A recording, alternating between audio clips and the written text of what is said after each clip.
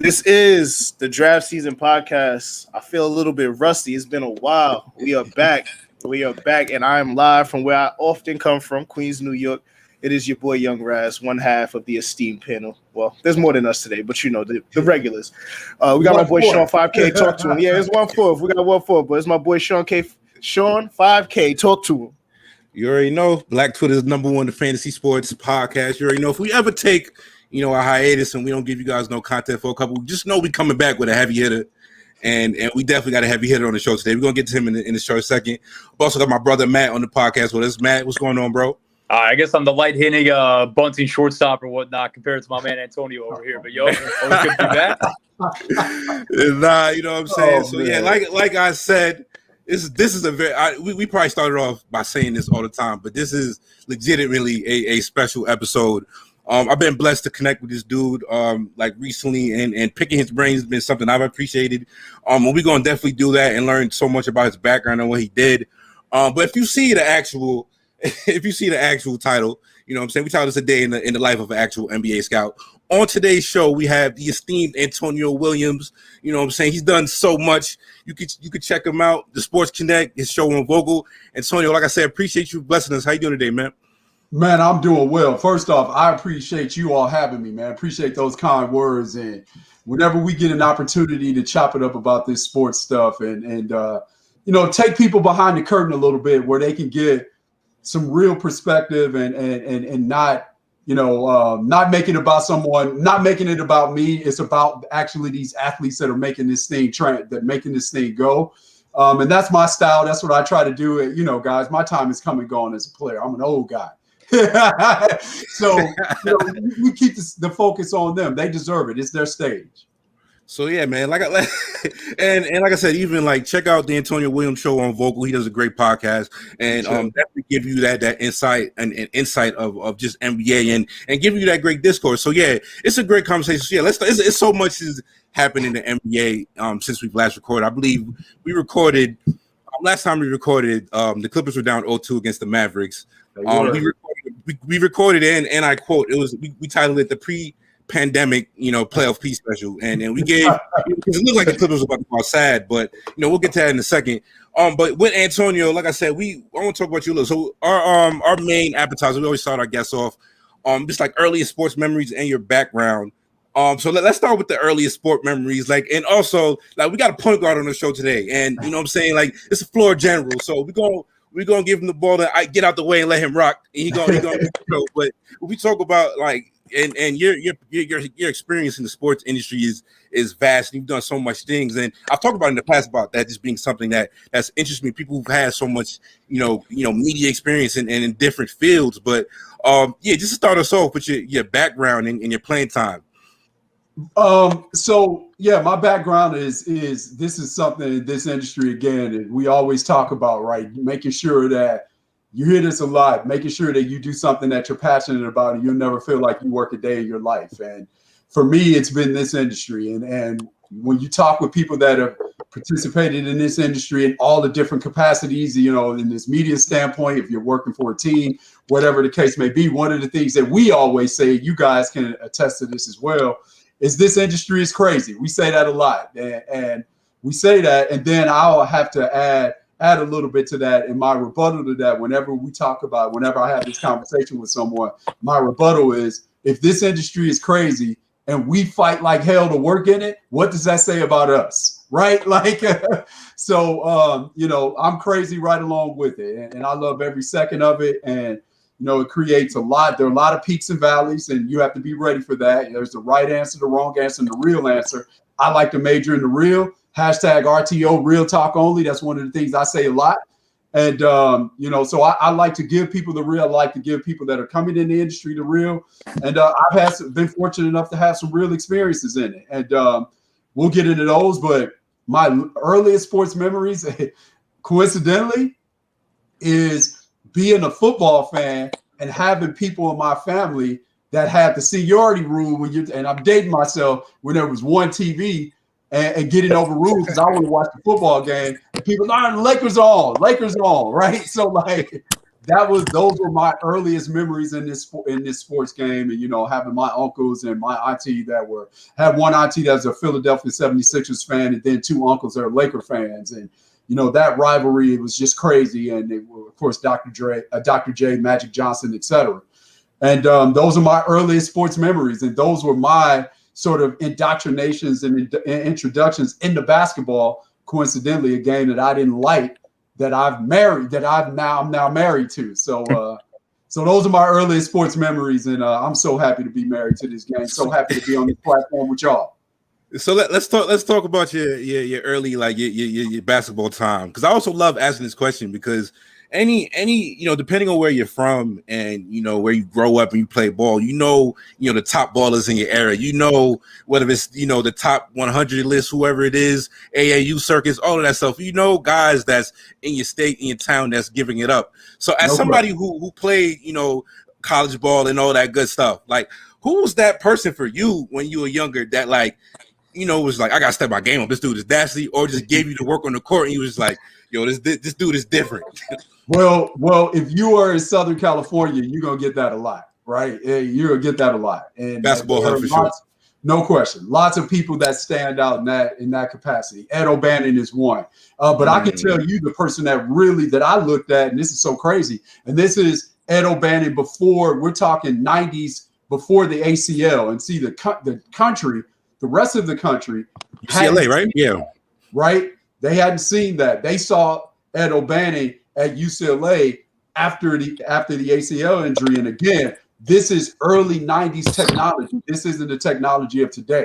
So the country didn't see the real Ed O'Bannon. And so he was a guy that I looked at and was like, man, like, I really got to get myself together if I really want to be on that level. But even before him, to be honest, and this is when I was a kid, the person that was really at that level that really spoke to me, it was like, man, you really need to step your game up, was Cheryl Miller. And she was the one. 105 points in a high school game. Cheryl Miller is the one. And again, if there were a WNBA around and she tore her, if you saw her story on when they did the Women of Troy, she tore her ACL as well. And this is 80s technology. So she was the one. She was the absolute one. And so hearing all those stories about her and seeing her is just like, that's the one right there. So, but yeah, lots of people that you look at and you're like, that's the person. I wore 23. That was my guy, Michael Jordan. And it was funny. I was a point guard, but wore 23. And I didn't figure out I was a point guard until I got to my junior year of high school. So I did not have on-the-job training at that position. I was playing on the wing, playing the two, and then eventually, because there were some guys that were on my team that were hurt, that were the point guards. They were hurt. One guy was playing football. I moved to the point, figured out I was a point guard, and there you have it. But yeah, Cheryl Miller, Ed O'Bannon, I would say in Southern California, those were the players that I looked at and said, I got to get my life together. I'll say go ahead, Red. I was gonna say high school ball does that to you, right? Where for a while you might be out of position. You never really you might not be in your true position if you're not at a major school where everybody's really slotted in. Like, so me, I found myself playing like the 2 or the 3 in high school. I'm 6 feet. I'm a point guard. You know what I'm saying? So it's like you end up in one of those situations where it's like you're playing out of position until you're not, and you're like, shit. Well, I wasn't playing point guard for 5 years, but I need to catch up. And I sit there and think about, because I'm class of 2010, so around New York at that time, that's Tobias Harris, that's Javon Pinkston. Those were the big players coming out at that time. So so we had nothing for Tobias. Tobias is he's 6'8", 6'9". There's nothing really you could do about that. Nothing you can do with that. Those Pinkston teams were a little bit more attainable, if that makes sense. Even though that Logren squad was real good, but to your point, you start looking at those players. You're like, all right, well, this might not be for me. Time to switch up the path, because those are real. That's NBA talent right there. Right, no question, no doubt. So it'll make you. And when you're fortunate enough to grow up in a big city and you see that, it'll make you. Really, if you were, big fish in a small pond, you may have some illusions of grandeur and think that, you know what, I can get this done. Then you get out there in the ocean, you left your little pond, and you see what it really is. So, but the thing about that today, though, there are a couple things that go, and I guess I'm going into some scouting tidbits a little bit here. Mm-hmm. Couple things. Number one, when you have the technology piece at your disposal, the internet, and you can load your clips on the Huddle or whatever the case may be, or YouTube. You can use that to your advantage to help you get recruited. Those things weren't around when I was competing. You had to go to the right school, right high school to get you to the right college, and then that will have the right coach, be your springboard to the professional ranks. You don't really have to, and you have to have a coach as in the high school that was advocating for you, contacting the college coaches, because oftentimes the college coaches, if you did it yourself, they would look like, yeah, why are you contacting me? Your coaches, right? So that was one of the things that you had at your disposal now that you didn't have when I was coming through. And the second thing that's at your disposal today is there are a lot of things that are at work here, and I'm going to sound like an old man screaming at the clouds when I say this, but we talk about this in football and we talk about this in basketball. And the term that we talk about is motor, right? What motor is actually doing is grading how hard you play. So if I can put a grade on how hard you play, that means that effort is a gradable skill. So if you ever want to get recruited at a higher level than what you're supposed to, play hard, right? And the guys that play hard today, the Russell Westbrooks, the Patrick Beverleys, those guys that have that type of mentality, they stand out today. Mm-hmm. They stand out. Marcus Smart, they stand out much more so, where in our era, it was and this is colored by not because we were better, but this is colored by, think about how we played the game. We played the game showing up at parks, right? So you show up at a park and you got one court and you got 50 people waiting to get on one court. So if you have 50 people waiting to get, and there is no next 5 guys play, there is no sign-up list. There's one guy that has next, and you have guys that are on the losing team running down the floor saying to the guy, "Hey, dog, pick me up next." Mm-hmm. Right? So when you have that type of dynamic going on, if you don't play hard, someone's going to say to you, "Hey, there's no room for you to be out here." Because if I'm going to lose and have to wait 3 hours to play again because you don't play hard, those are fighting words, right? Yeah. So it's not about our era being better. It's the fact that we just played the game differently. These guys go to gyms. These guys have workout guys. These guys play in the summer. They don't do that stuff that we did, right?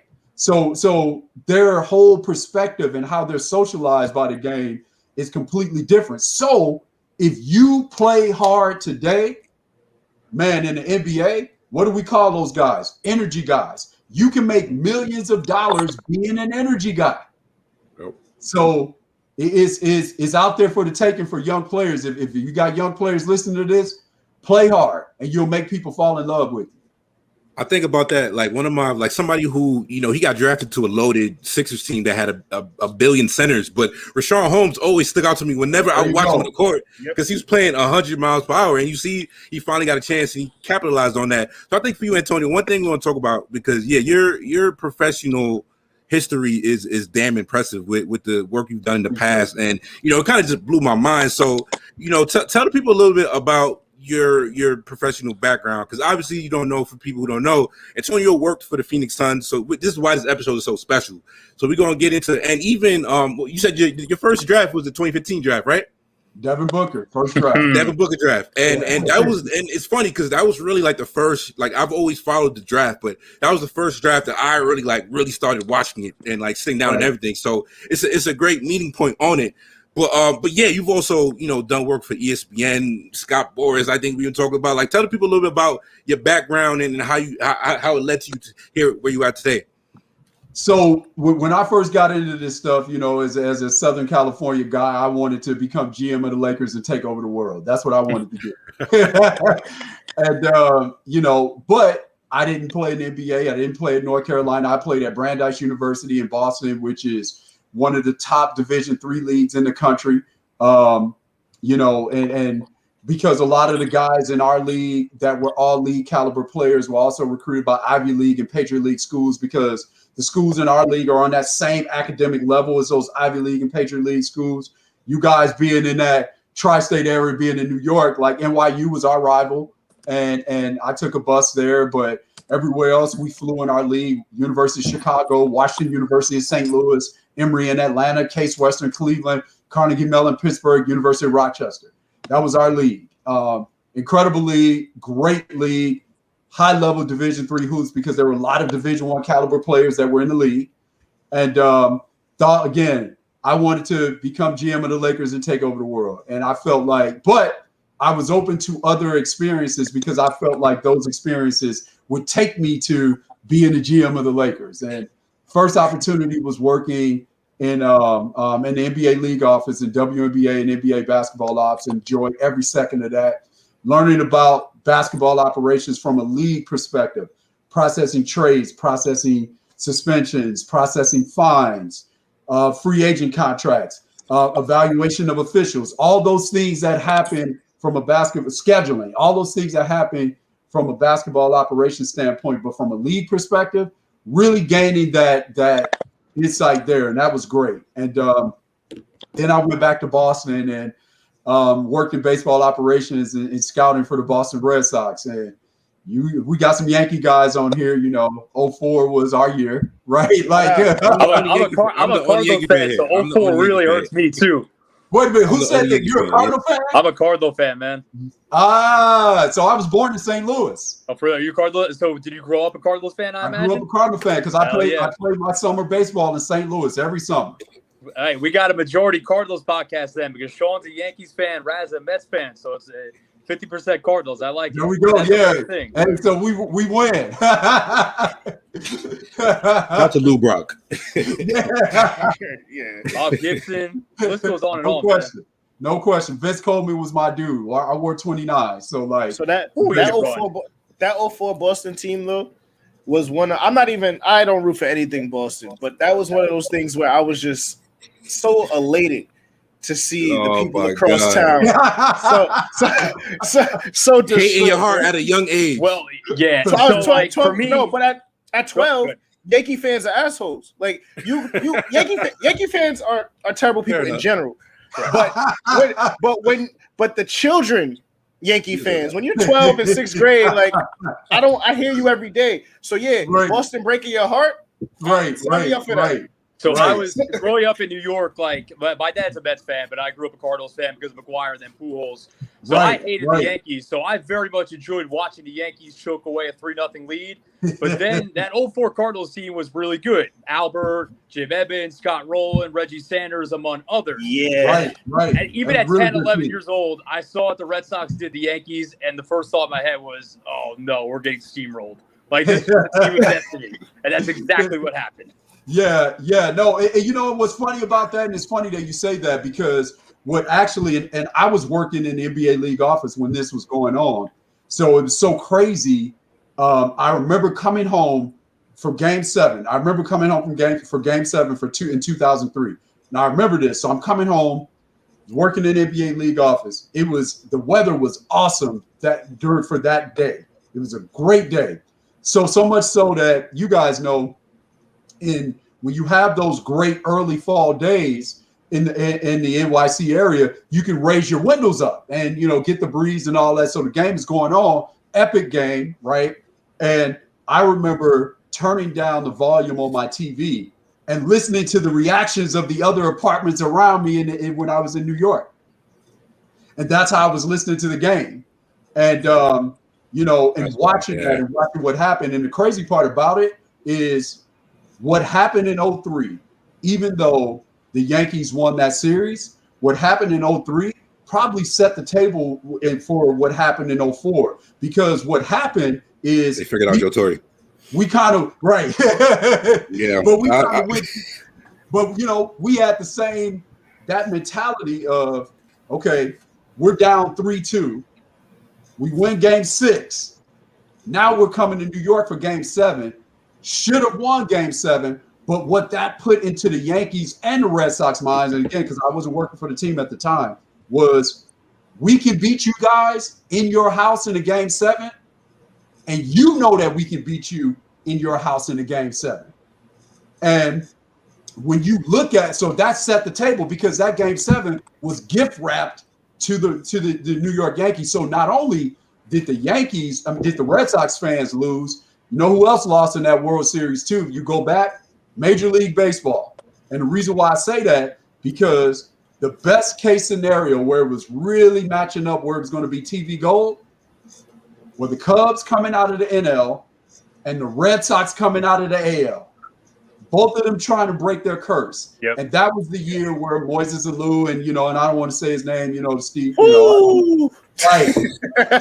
So worst case scenario for Major League Baseball were the Marlins and the Yankees. And it's crazy to say that the Yankees were a worst case scenario, given that you're going to get the New York market. Mm-hmm. I hated that series too. But that was worst case scenario for Major League Baseball were the Marlins and the Yankees playing in that World Series. And is 03 the Boone year? 03 was the Boone year. Well, actually, probably more appropriately the Grady Little year, if we're talking about that game. Right. Exactly right. Exactly right. So that set the table. Mm-hmm. And then when you came into that 04 season, what was so crazy about that is I remember, you guys remember this, when we lost game 3 in Boston, we lost 19-8. Yep. So anytime you score 8 runs in a playoff game, you expect to win, right? We literally lost 19-8. We got clobbered in Fenway Park. And I remember the mood, and people were walking out, and we were sitting in the office, the baseball ops guys, dumbfounded, because the reality is, if you look at the starting pitching, where we're coming with Pedro and Kurt Schilling and Derek Lowe and Keith Folk, and you're looking at all our pitching staff, we were actually the better team and could not explain why we were down 3-0. We couldn't explain it. And I remember Kevin Millar saying at a press conference, and he said, "Don't let us win one game." Remember, he said that. He literally said, we're going into game 4, and he said, "Don't let us win one," because we're coming game 5, game 6, game 7 with Schilling, Pedro, Lowe, right? Yeah. Or Pedro, Schilling, Lowe. And that's how it lined up. And, they were coming Kevin Brown, and, their guys were hurt. Javier Vasquez. Older. Right. Exactly. So it just lined up where the better team just won 4 straight games. So 04 was your first year with the Red Sox? Yes. Wow, yes, that's crazy. Yes. Amazing ride. And then that's insane, man. That's insane. Amazing ride. And then for me after we win that series, and then I'm literally doing the advanced scouting report on the St. Louis Cardinals. And because I'm in World Series mode, I'm not even thinking about this is a team that I grew up rooting for. And it didn't hit me until we won game 4 in St. Louis. And I think it may have been the last game that was played in the old Busch Stadium. 05 was last year. 05 was the last year, yeah. So they were actually building the new Busch Stadium as we come in there. Yep. And I remember when we were stepping on the diamond, we're celebrating. I remember standing out at home plate and looking out, because at the old Busch Stadium, center field was 414. It was a straight shot. And I remember standing and looking out and thinking, I cannot believe that we are getting us one of these, right? Getting one of those. Oh my. I couldn't believe that we're getting one of those. And this is for me against the team that I grew up rooting for.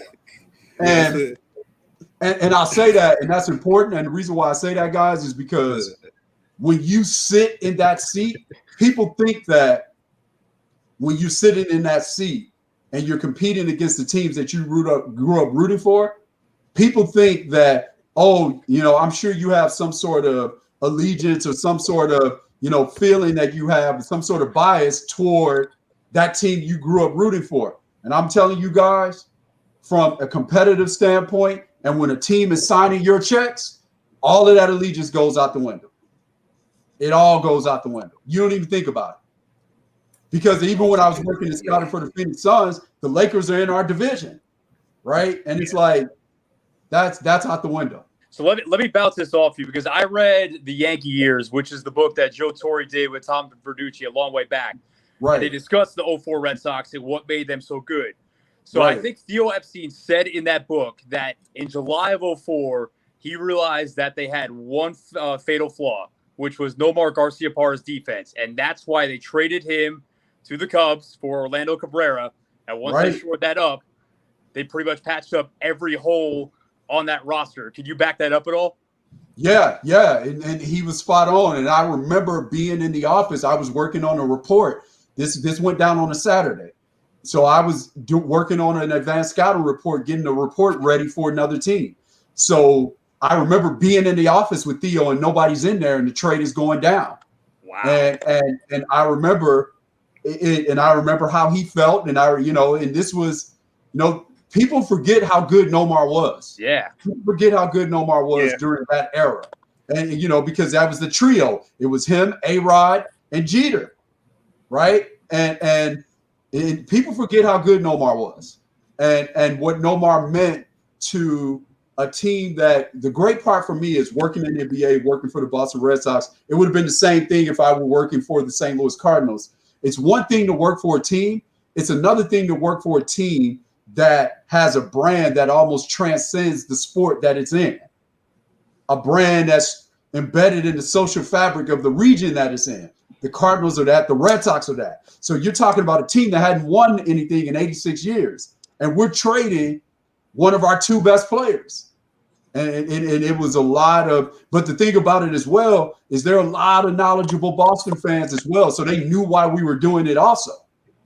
And, and one of the things that you got to be able to evaluate, and I think was great for us, is Orlando Cabrera had the type of disposition that worked well for playing in Boston.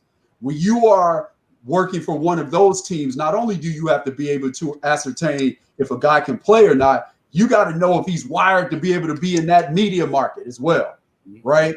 Because you can attest to this. Edgar Renteria, incredible player, right?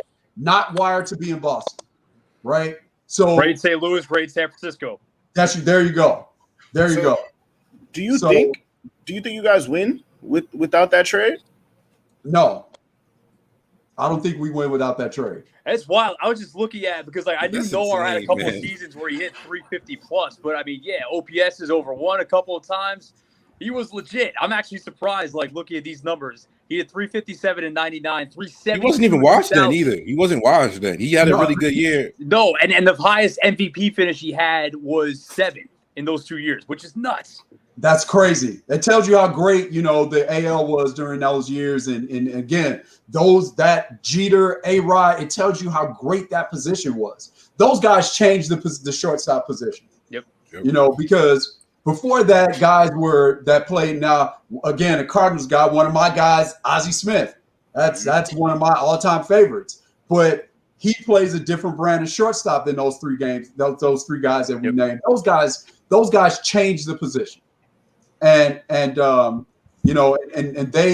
people should, if they want to see a 30 for 30, they should do a 30 for 30 for those three guys. Y'all take credit for that if that comes out, right?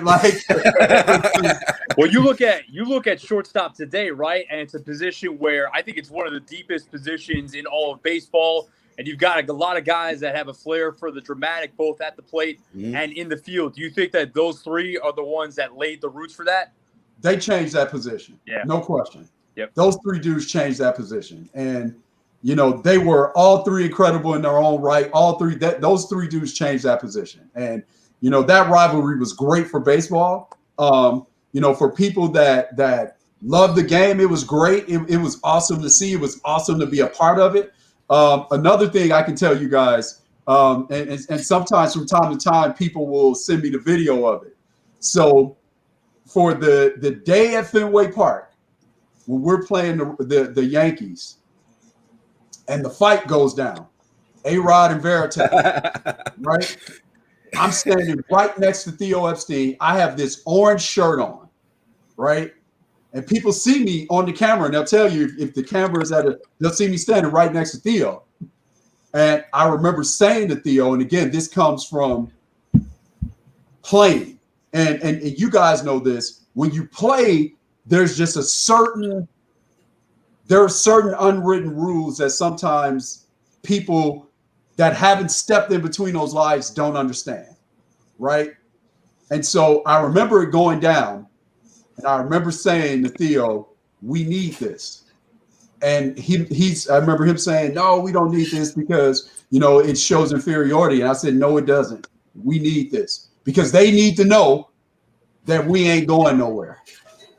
They need to know, right? And you guys know this. Sometimes there have been times whether it's a teammate, whether it's an opposing player, where I've had to take the stance competing and say, okay, something's getting ready to go down. Either you're going to get whooped or I'm going to get whooped, but somebody getting their ass whooped, right?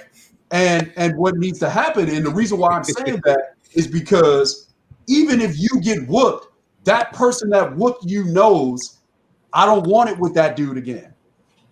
Because even if I whoop him, I'm going to have to work hard to whoop him. So they need to know that, right? So sometimes that needs to happen. I used to say, let's make a basketball reference. It's funny. One of my friends that's a college coach, shout out to Rutgers Camden, was one of my teammates. He's the head coach there, Stu Pradier. And I said to him during the playoffs last year when the Lakers were making their run, because so many people were trying Dwight Howard. So many people tried him. You had KG trying him, saying, KG literally reading this. The whole league, honestly. Oh, my mama, right? You had one time, you also had Kevin Durant trying Dwight Howard in street clothes, right? And I would say to my friend, at some point, Dwight's going to have to just get physical with somebody and just haul off and just so he can deliver the message for other people that are looking to try him. Hey, man, it's not sweet. I'm not the one. I'm not the one anymore, right? So what he was doing in the Western Conference Finals, my friend texted me. I have the message. He said, yo, did you have a conversation with Dwight?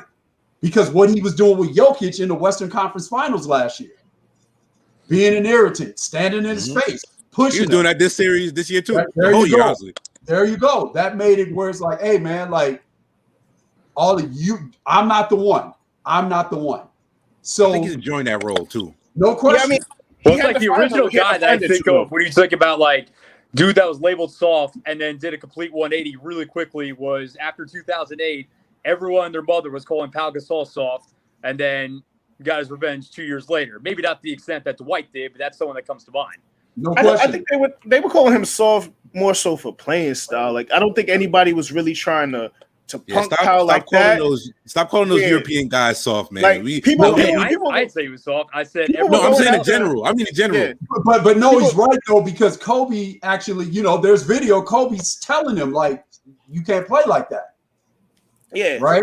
For Dwight, it was going after his manhood. I think that's the difference. Like people just thought Pau was soft on the court. Like people were going after Dwight like as a man. So those are like very two different types of like disrespect that you have to address. Like when you're a player, when they're saying you play soft, cool. Like you can switch it up and kind of mix it up, throw an elbow or two, a bang down there. But when they come in after your manhood, you have to, sometimes it has to lead to fisticuffs. And like that's just what it comes down to. The playing soft part not lead to the personal shots. No, sometimes later down the road. Hey, it could. It could, but like Dwight didn't play so. Like maybe he could have gotten to that point with Pau, but he switched it up so fast that it never did. Yeah, but Pau wasn't also like Dwight more so. He never played soft. Dwight wasn't a soft player.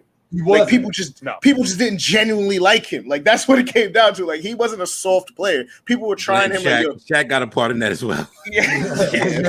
For sure. And the other guy that, and I'm so glad he's playing well now that people were doing that too, is because you guys know this. When you play in the NBA, you're literally trying to do something that only 4,200 people in the history of the world have ever done. Yep. Right. 4,200 people in the history of the world. So everybody's talented. So since everybody's talented, people are looking for an edge that's that separator. So if they feel like they can try you, everybody's going to try you. And Paul George has been that guy. Now, where everybody's trying to try him, right? Everybody's trying to try him. And Paul has to respond. And he's been responding. He's got the response, Raz. He's become that guy. I don't know how familiar you are with our brand, but Your brand. Don't put me in this. This is your brand. Yeah, you're on your brand. brand. At this point. Okay, you see what they do. All right, so I'm by myself on this one. But I have been, I would say, a Paul George detractor for quite some time. Okay. And I don't know. It's never been about his play per se. Like Right. he's very like he can hoop. We'll never. No There's nothing. No We're question. never gonna take that part out of it. He has the intangibles as a wing defender, the handle, the jump shot, and the ability to get to the rack and set up. You see how the Clippers are playing right now. The ball's not sticking as much with Kawhi out because Paul George is a better playmaker. One of the best handles for like somebody his size. We don't say that much about Paul George, but yeah, No, His game is just smooth, man. Yeah, I he's want to smooth. say something to you about that, Sean. You spot on. I want to say something about that. Yeah. Go ahead, Raz. So he's smooth as hell. My beef with him is the accountability part. Every time they put the mic on him, it's somebody else's fault. At some point, when you're getting paid $45 million, you gotta fall on the sword. And that's my thing. Like it can't be about everybody else. Like, yeah, he in hindsight, he sold Doc out last year. Maybe he was right. Because Doc keep blowing these leads too. So we only call him Glenn Rivers now. He's not Doc anymore. It's only one Doc in Philadelphia. He's Glenn Rivers. A lot of malpractice with that doctor. But like my thing is, poor George. With Dame Lillard, that's a bad shot. Like we don't need to hear that, right? Like that he hit the shot. You gotta tip your hat to him. I don't need you in front of the mic saying that's a bad shot. Last year, it wasn't championship or bust. Yes, it was. Every year's championship or bust. You put two of the best wing defenders, the wing players in the league together. It's championship or bust. Right. Shout out to the brother Sip in the chat room. What up, Sip? What was the quote in Indiana? I've got to take the last shot. Who took that shot in that Pacers game? I think it might have been like CJ Miles or one of those players. Yeah, CJ Miles. That's what I think it was. At that point in his career, he was like 1 for 15 on game tying or go ahead shots in the last 10 seconds of a game. So so he wasn't really clutch either.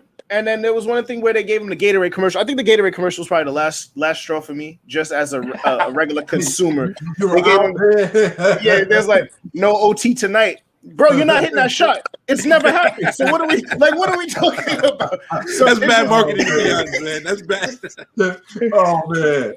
So yeah, I mean, I've had a lot of slander for Paul George in my time, but he's playing well right now. I can't say the damn thing about him. He stepped up. Yeah. So to your point about him being real smooth with that handle. It's funny when you watch him, and I'm like I said, I'm so glad he's responded because people were trying him, and you have to at some point you have to respond. You have to respond, and he's responding.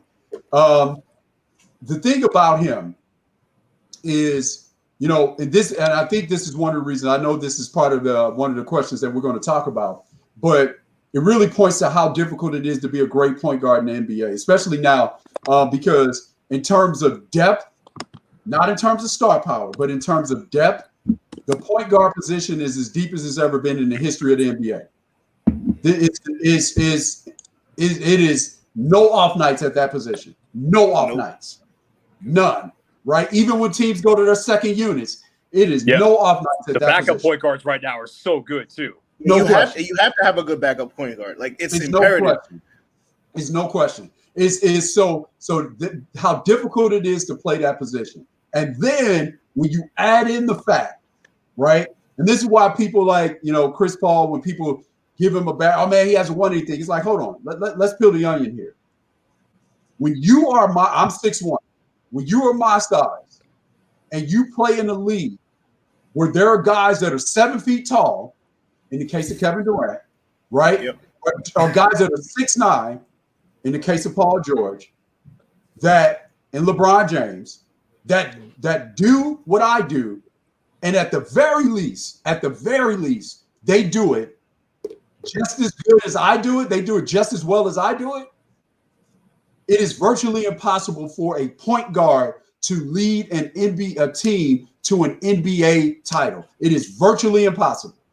And people that don't really understand the game, and I hate to sound paternalistic, people that don't really understand the game don't take that into account. right? How difficult it is if you are a point guard and you are the best player on the team and you are the size of a traditional point guard and you talking about leading your team to a title. Yeah, It is virtually impossible. So it's like Steph an outlier in your mind? He is. Steph's not that small. He's not also not that small. No, he's bigger than Chris Paul. I know that, but yeah, but to your point, right? Here's where Steph is an outlier, but there's some traditional stuff that there is at the same time. Steph also plays on a team that has a 6'7" dude that is capable of giving you 60 points on 11 dribbles because he did it. That's an all-time performance. Right? Yo, I always think about that game. It just blows my mind. I can't wait for him to come back. And that dude is capable from a defensive standpoint. One of my favorite games ever. No question. And that dude is capable from a defensive standpoint of taking the other team's best wing. So yes, Steph is an outlier, but no, Steph isn't an outlier at the same time when you look at the configuration of their team.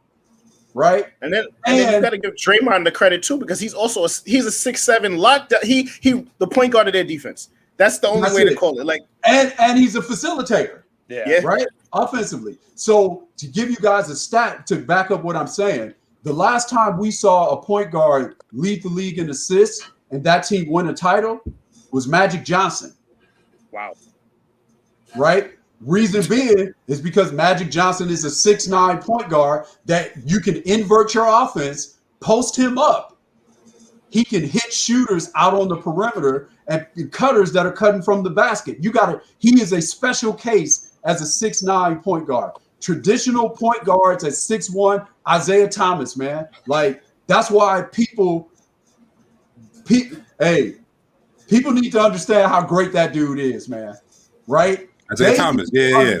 How great that guy is, because to do what he did again, when you're in the league, in today's league, we're talking about Kawhi, Paul George, Kevin Durant, LeBron, all of them Giannis, right? You're talking about those dudes that are in that 6'7", 6'8" range. Devin Booker, 6'6", 6'2". I'm putting Jokic in the same conversation. He does the same shit.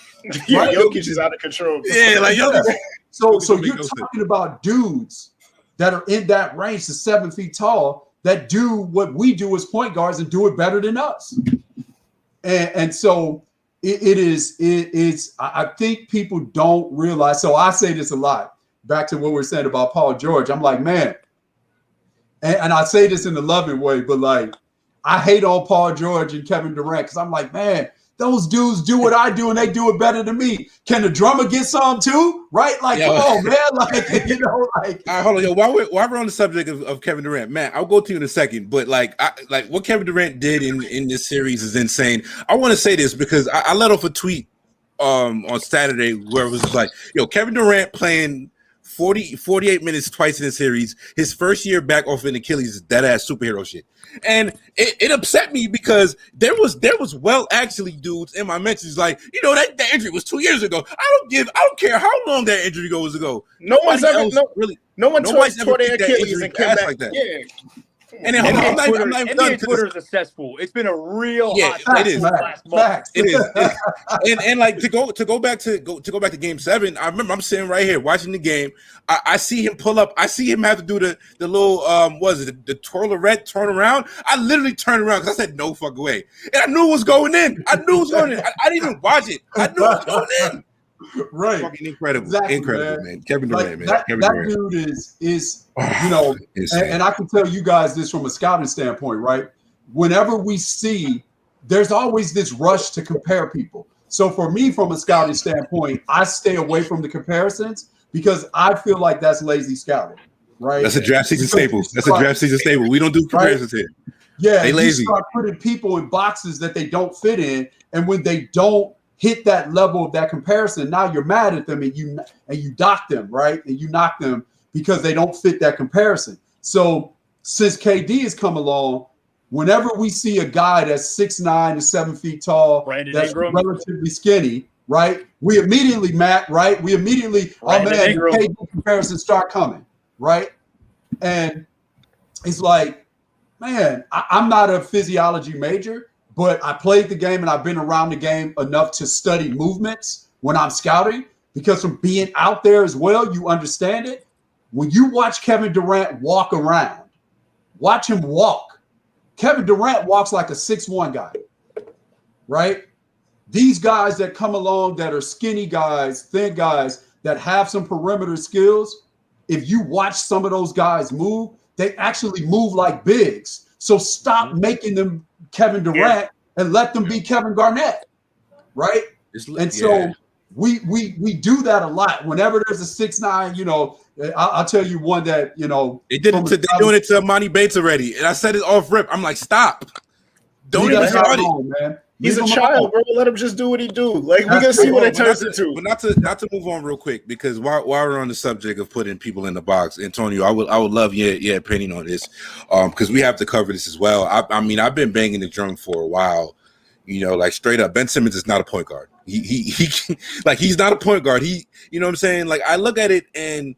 You know, I've tweeted, I've said this numerous times. If you cannot create for yourself in a half-court setting, you're not a point guard. You're like, right. and you know what I'm saying? To the extent the team that they built, you know, and you could call this a flaw on the roster. I'm gonna blame Elton Brand, because I feel like he had a bigger fault in just like doubling down on the roster inconsistencies. But yeah, man, Ben Simmons is not a point guard, and like when you look at the fact that they're really playing like double twin towers, and the roster that they built around Joel and Ben, it's actually the roster is built for Joel more than it is for Ben. So you know, and I never get too high, never get too low. You got people who. You know, the league is very down on Ben Simmons after this series. Some of it deserved. Some of it, you know, the hate usually goes too far. That's my thing. Where are you at with Ben Simmons? You know, and I was even talking about this earlier because shout out to Draft Express, shout out to Mike Schmitz. I remember the 2016 draft, he had Ingram number 1 on his board, which was a contrary take at the time, but he basically said that he didn't see, you know, this, you know, vast room for growth in Ben Simmons' game that. What is he? Year 5, 6 in the league? Oh, he didn't play. I think he's going on year 6. So, where are you at with Ben, and how do you see it? You know, in everything that's going down in that last Philly series. I think a couple things when you look at Philly. I think their 2 best players are 2 guys that are continuing to find themselves as players, right? They're continuing to work through a lot of the things that, because people forget this, even though Ben Simmons and Joel Embiid are these uber talents, these dudes spent 1 year in college. These dudes were actually injured, both of them their first years in the league, right? And Joel Embiid is first 2. So these guys are still figuring this thing out. And I'm always of the mindset from sitting in that seat, I'm always in the mindset of when you get 2 players that have a chance to be great players, that have a chance to be franchise pillars, you explore every option you possibly can before you move off of one of them. And I know with NBA Twitter and all that, there's endless immediately, you got to make a trade machine. You guys know this. That's what fantasy sports has done, is made everybody feel like they're a GM, right? And they play Madden and all that. Dude has one bad game and they trade him, right? Because it's like, that's not how it really works when you sit in those seats, because you guys know this. Even if you have the number 1 overall pick, there's no guarantee that you're going to hit on that draft pick. There's no guarantee, because take Portland, for example. There are lots of people that, and I've had to say this conversation before, but people will be like, oh man, Greg Oden. It's like, no, Greg Oden didn't. His body betrayed him. Greg, you can't say, because when you look at the minutes that Greg Oden played, they were actually pretty impressive. His body betrayed him, not his fault. He didn't want to be injured, right? So I say that because even when you have the number 1 pick, there's just no guarantee that it's going to work out.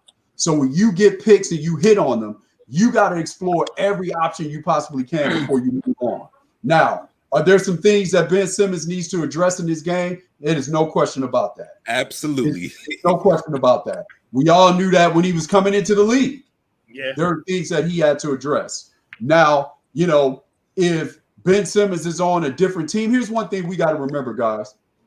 Like, most players, unless you're LeBron James or Kevin Durant, most players, your situation is just as important as your talent. Meaning, who's the coach? What's the system? Who are your teammates?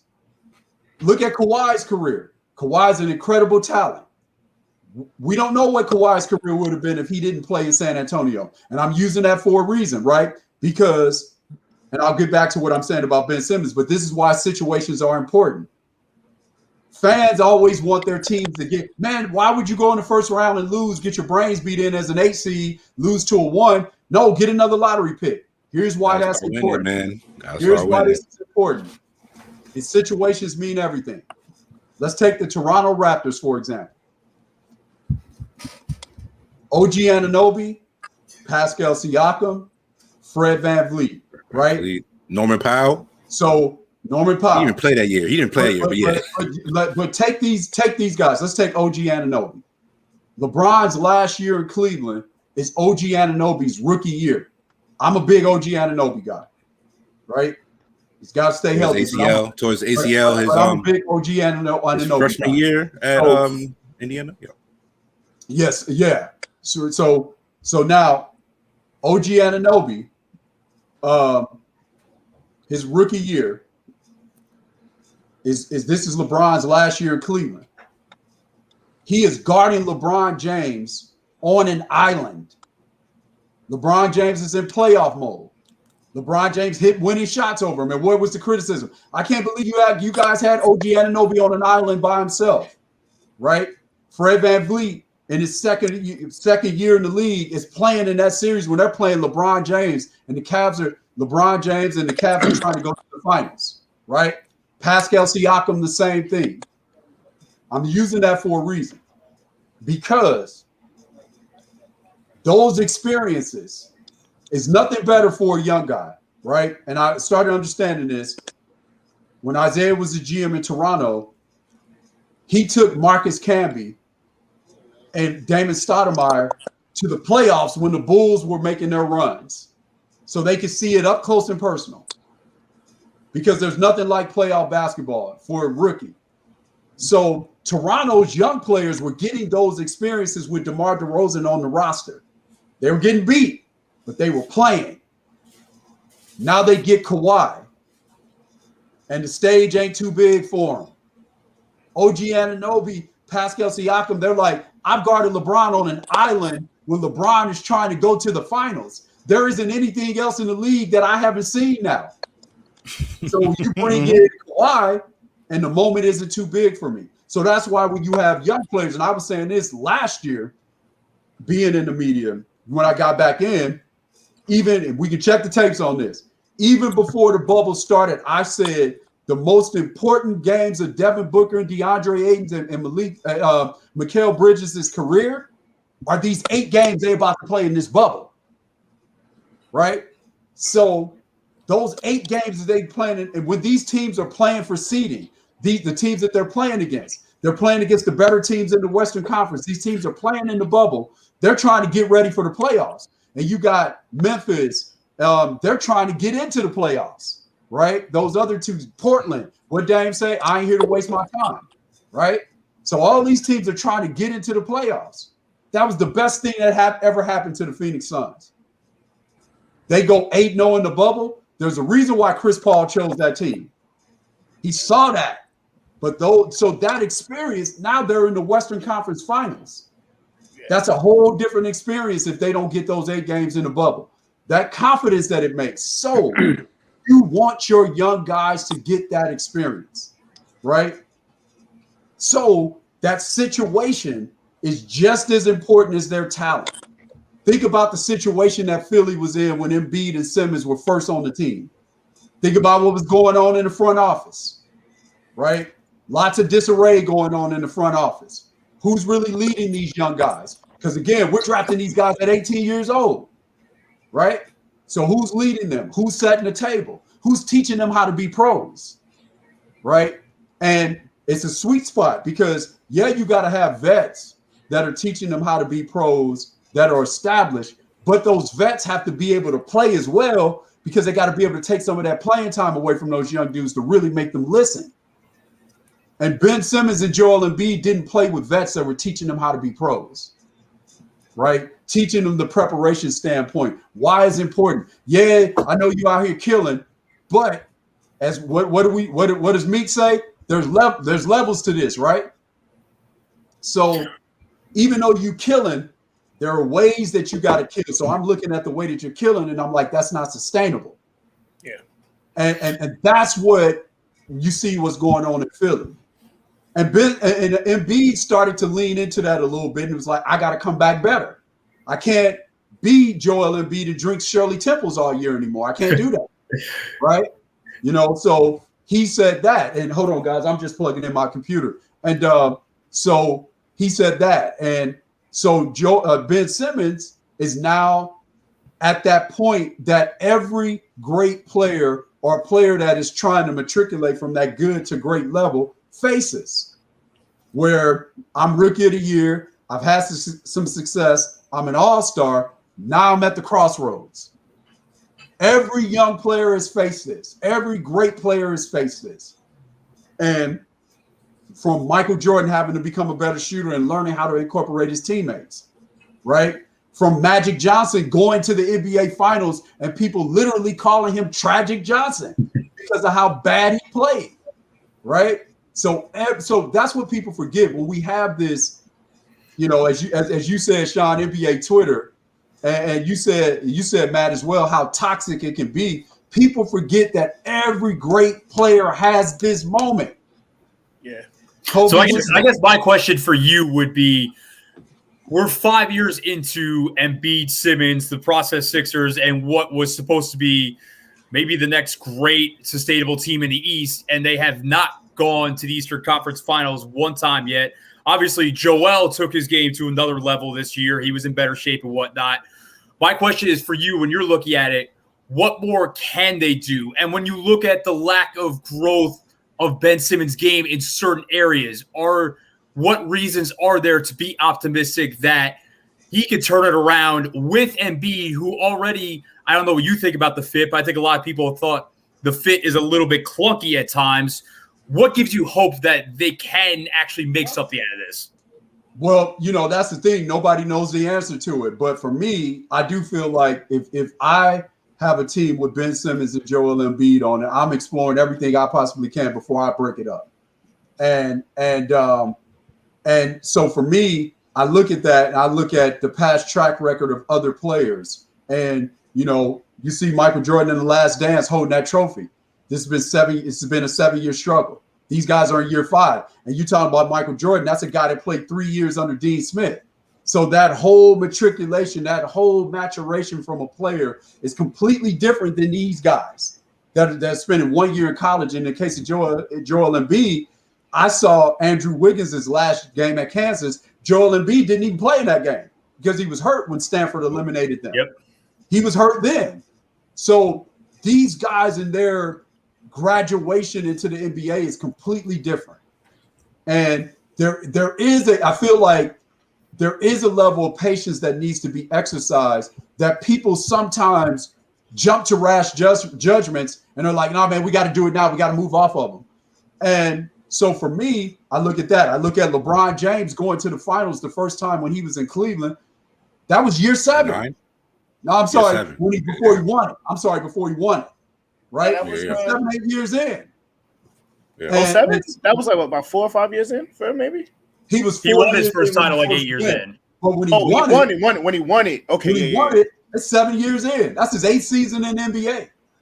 And so I look at that and I do think, and when I say that with Ben Simmons, as you guys said, Ben Simmons was 2 for 16 yesterday from the field. That Ben Simmons that we saw yesterday is not Ben Simmons playing at his best. That's not Ben Simmons playing an average Ben Simmons game. And again, are there things that Ben Simmons needs to improve upon? Absolutely. But at the same time, you also have to ask the question as well. People will say, well, you need to move off of him. Well, what is his real value? What can we get in return? Right? Because I can tell you this, if I'm Golden State and I got a chance to get Ben Simmons, we doing that. That's what I'm saying. That's been my whole thing. Because whatever you want to say, I've always like Ben is more like in But we get into this is a part of the problem because Ben got baby LeBron comps coming in, and there's some people who are still on that. And your eyes are telling you something completely different. Just throw that out. But like, even if he's in the mold of like a better Draymond for what he does, even if he's not as good as a rim protector, that's still like Trae Young. The fact that the Hawks won that series is incredible because Trae tried to work, and Ben pretty much after Ben switched on him in game 2, he did as much as you can expect to neutralize Trae Young. Like Trae Young is just NBA, no question. Yeah, like and Trae is just like his deception in the pick and roll. You don't know if he's throwing up a floater or a lob, things like that. Like he did an amazing job. So I'm not throwing Ben out until I see him next to an elite point guard. I say this all the time. Ben looked his best in high school next to a blue chip point guard. Like it's not rocket science on that end. But even curtailing a little bit into roster construction because like you said. Particularly when these blue chip guys are going to lottery teams and the teams aren't good. These teams usually, the rosters can take 3-4 years to really get, just to have the dogs. You got to have dogs. And when we talk about, I know something that I wrote recently. PJ Tucker. Yeah, when we talk about or just like specifically like, it's funny and shout to the homie Sip who was in the chat earlier. But I remember the game 6 of Clippers Utah. I was watching the game, but I wasn't watching it like closely until I went back. And I'm just like, and I've always loved, I'm a fan. Shout out to Leonard Hamilton, shout out to the FSU pipeline, all those guys. I love those kids. So I was huge on Trae, man. And I'm Terrence, man. Pardon me, and all that stuff. I got my NBA bag in my head right now. Pardon me. But even going back to that, when I went and actually sat down, shout out to Instat, and I watched the film, and I saw how easy and effortless those Terrence Mann corner threes and Rudy Gobert soft closeouts, not even really closing out. And you talk about it, Rudy Gobert is a great player, but you got to have a roster that can switch at a drop of a dime and be able to match up with the other team. So that's what I'm talking about. When we talk about roster construction, you got to be able to have a versatile roster that can win in different circumstances. So let's get into the Suns because the Suns. Hold that thought. Hold that thought. 1 second. Go ahead, Raz. So Raz, because that's bad radio. No. Bad radio to leave it empty. Yeah, that's what I'm saying. No, I'm saying in terms of the Suns and the Jazz, the difference between these two rosters, to your point, is that once the Clippers went small, the Jazz did not have the ability to punish them down low. Yeah. Like they could not punish them down low. Rudy Gobert didn't have the offensive game to punish them down low, and that's the difference between this Suns and the Jazz against this Clippers team. Because if the Clippers are going to go small, Ayton can punish them down low on those switches. Ayton's. So hold on. Here's my thing with the Jazz, and I threw this out. We were talking in chat the other day. Is that they don't have someone who can punish down low, but like. When Gobert is a turnstile in a million pick and rolls and they just keep giving up corner 3 after corner 3. It wasn't the pick and roll that killed him, Matt. It wasn't. Nah, I know, but okay. It wasn't the pick and roll. Like the pick, that's what I'm saying. Honestly, it was and like we said, to be honest, I was at a bar. I didn't watch a ton of the game. I got to the bar and the Jazz were up 25, and then next thing I know, my boy goes, "Yo, the Clippers are up 10." I'm like, "Wait, what?" Yeah, I mean they let Gobert down a bit too. Like it wasn't one of those things where like Gobert, he has a lot of egg on his face for this, but the perimeter defense let him the fuck down that game too because it was literally turns like every time Rudy would turn around, somebody was at the rim on him already. Like it's hard to be a rim protector like that if every time you look up, somebody's coming downhill. Like if you have no break, so that's why he was cheating inside, and then you got Terrence Mann just open in the 3. Just knocking them the fuck down. So you're like, okay, cool. They went small. Now Rudy Gobert has to cheat out 3. It's still a layup line because of that perimeter defense. Was playing Conley in that game on that hamstring worth it? Because something tells me it probably wasn't. They had to try. It was all hands on deck for that game. No, Conley didn't have it, and that played a major part of the series. But going back to the major point, yeah, you got to be able to match up with every different team. It's the same thing, like a lot of those early Cavs teams, they didn't know they had to like set up for like Stephen and Clay. It came out of nowhere. So to go back into this roster construction and talk a little bit about the Suns, like let's get into the 2015 draft. Like I said, I mentioned earlier, that's one of the first drafts that I really like dug into. But like Antonio, like before we talk about Devin Booker itself, like what is like the day-to-day life of an NBA scout when you're talking about these reports you're doing, watching film, reporting to your underlings.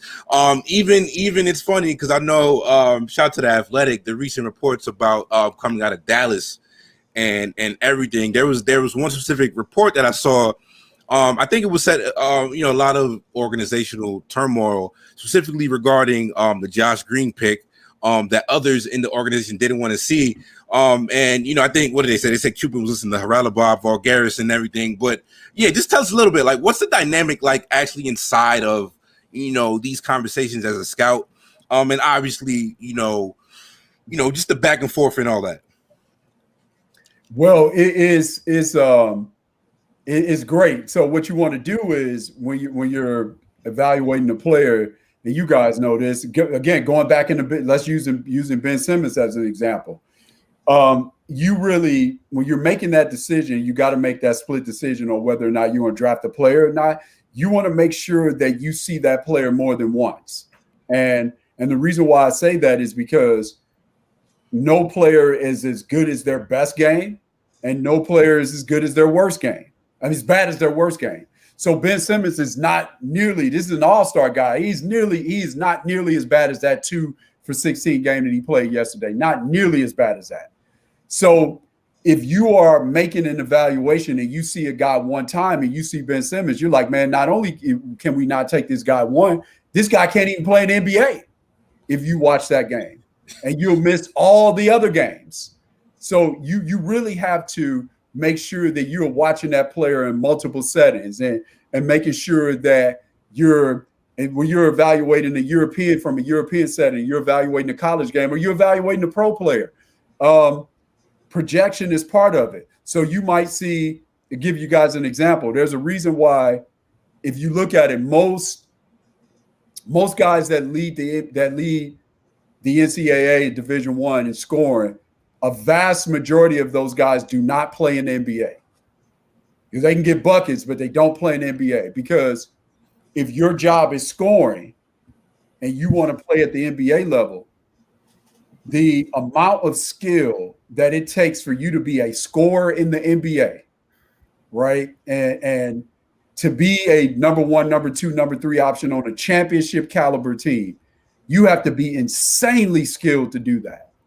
And if you're telling me that the only way you can get off is we have to allow you to do whatever it is that you want to do, well, that's a hard proposition to sell from an evaluation standpoint. It's hard to be that guy. So most guys that lead the NBA, that lead college basketball and scoring, a lot of them don't play in the NBA. And if your primary role is not to score, okay, what else can you do that's going to get you on the floor? What else can you do to gain a coach's trust, to gain an organization's trust if that doesn't involve scoring? And so when you're looking at guys, you got to be able to project that, because sometimes you may look at a player who, again, if you're looking at Draymond, you're looking at Michigan State. He wasn't the leading scorer on their team. But you have to be able to project, okay, for what we do and how we do it, is he a good fit for us? So that's something that you have to be able to project. The other thing you got to be able to do is have enough gumption, and let's use the WWE term, enough testicular fortitude, right? To take your guy, right? You got to take your guy. And no matter what the public is saying, no matter what the draft boards are saying, you have to take your guy. And, sometimes there's this, again, and this is predicated from people approaching this like 2K or Madden or a fantasy draft, where there's, man, like people say this a lot. Man, the guy that they got at 4, they could have got him at 8. Well, let's peel the onion. If you feel like you're going to get that guy at 8, you got to have a dance partner. If the team at 8 knows that's what you're trying to do, there might be some gamesmanship involved there. So they may say, all right, we know that you want to take this particular player at 8. Now you're going to have to give up a king's ransom, or you got to let us do this because you want to move down. So Now is, or if you want to move up, people are like, man, they should have moved up and got their guy. Man, it takes two to tango. You know, example for us, Jason Tatum wanted to come to the Suns. He said that in an interview. Well, we were sitting at 4. We, no matter what, unless we were going to mortgage the entire franchise, we couldn't move up one spot because the team sitting at 3 knows what we want to do. So it's just not as easy as what people say it is. So if your guy is on the board, you got to have the gumption to take your guy. So that's part of it. And then when you get in those rooms on draft night, there are lots of, because you're against the clock. So there are lots of healthy conversations, healthy debates that go on, heated debates, but again, in a respectful way, because I've watched this guy X amount of times. I'm standing on my opinion 10 toes down. I'm standing on it, right? That person is standing on theirs. So you got to walk that line of being confident enough to stand on yours, and you got the empirical evidence to back up your opinion because you watched this guy multiple times. But you got to be flexible and amiable enough to, if somebody presents you with some new information or a different perspective, it's like, you know what? That makes sense. Right. Let me ask you, is there a player that comes to mind that if I asked you the strongest opinion that you had going into draft night, who would it be? And I like to do guys that I'm wrong about too, or I'm not wrong, you know. That's the best way to do it. That's a good conversation. That's a good question. I would say the guy that I was probably that I was like, let me think about that one.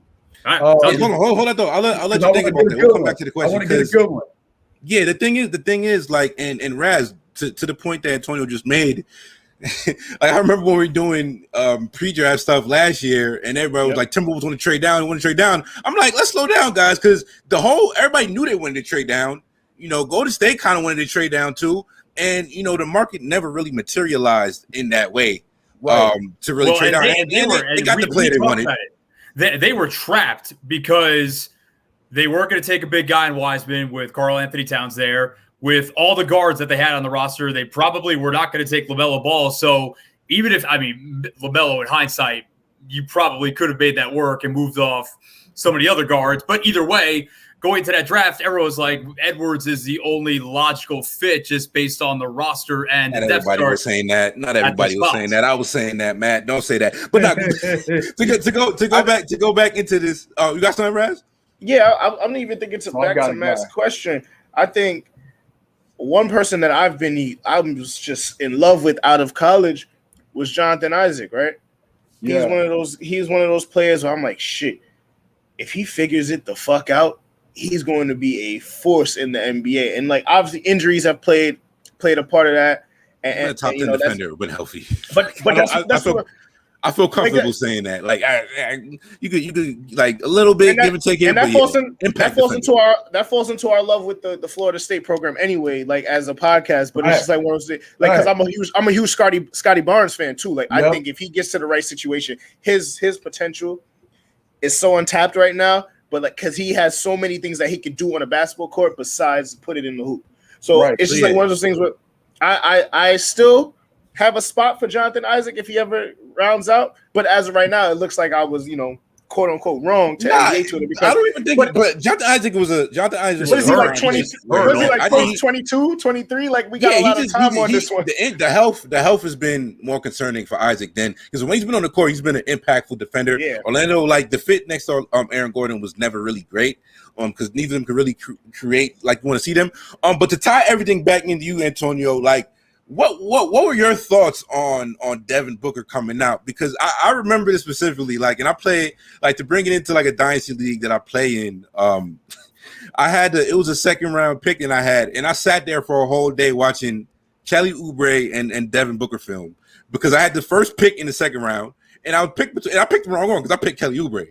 But what did Yeah, what did Kelly Oubre, he didn't even play it's always like when these guys don't play starter minutes in college, you know, like you have the guys like Patrick Williams who could succeed, but like if like there's a lot of development, it's not steps you can skip. And specifically with Kelly Oubre, a lot of it is his processing and decision making on the court, not even necessarily his skills. But yeah, like I said, to tie everything back, what were those conversations like for you guys about Devin Booker? And even as somebody who didn't really get to he didn't get a chance to spread his wings on that Kentucky team, but what was it for you guys as an organization that really made you guys target him? And I don't know if like this was what you guys saw for him turning out, but what was it that really stood out to you about him specifically? I'll tell you this. This is just for me, right? This is my own scouting thing. Couple things with Devin. Number one, I was from working in basketball at Nike. Shout out to the Missouri Tigers. That's one of the programs that I work with when I was at Nike, and had great relationships with the coaching staffs there. So from Mike Anderson to Frank Hayes, now Konzo Martin. So great relationships there. And when Missouri was recruiting Devin, Devin's dad played at Missouri. Devin's dad, Melvin Booker, was at the time when the Big 12 was the Big 8. Melvin was the Big 8 player of the year. So I knew that Devin came. So I knew Devin personally. So I knew what type of a kid he was. I knew what type of a situation he was coming from. I knew the training ground that Devin was coming from. And that was some inside information for me from my time at Nike. But the other thing, too, with respect to Devin, is, again, this is why I stay away from stereotypes and putting people in boxes, going back to what you guys were saying about Jonathan Isaac, because Jonathan Isaac is thin and has some perimeter skills. Kevin Durant. He's not Kevin Durant, right?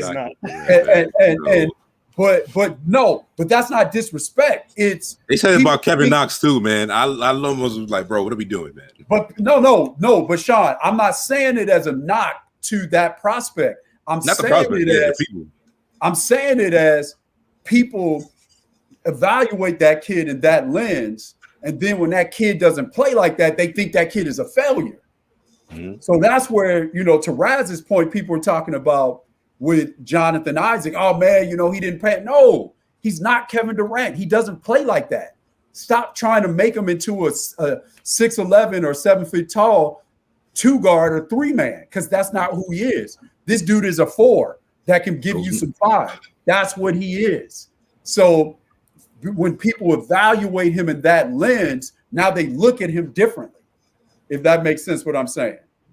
And so 100%. Like, right? It's literally all about perception, honestly, and how no people question. So people like they do a disservice to the kid when they do that, right? And so I say that because, case in point, when you look at Devin, people underestimated his athleticism and they underestimated his toughness, because his look comes with a certain perception from a scouting standpoint. I'm talking about how he physically looks. That comes with a certain, right? Go ahead, Raz. Yeah, no, I like out of that same draft, like even with Devin Booker, because he was sitting there, what was he, 13th? 14th?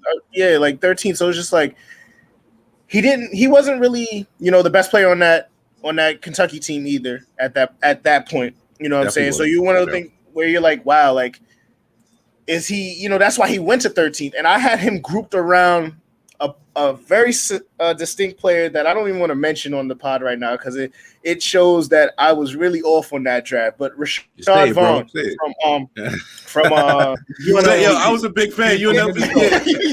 UNLV. Like I thought he had real microwave potential. And I thought wherever he was going to land, it wasn't true in NBA. It wasn't. It was false. I thought he was going to land between 15 and about 22-ish, to where you're like, you get him there and you get somebody that can really fill it up off the bench. You're like in a good mold. So when I saw him go before Booker, I'm like, damn, really? Like, what did I miss? Right? Like, at this point, like, obviously big fan of basketball, but I don't think my eye was as trained as it is now with just the amount of film and just the amount of stuff that we watch in our spare time at this point. Back then, we were still running the streets.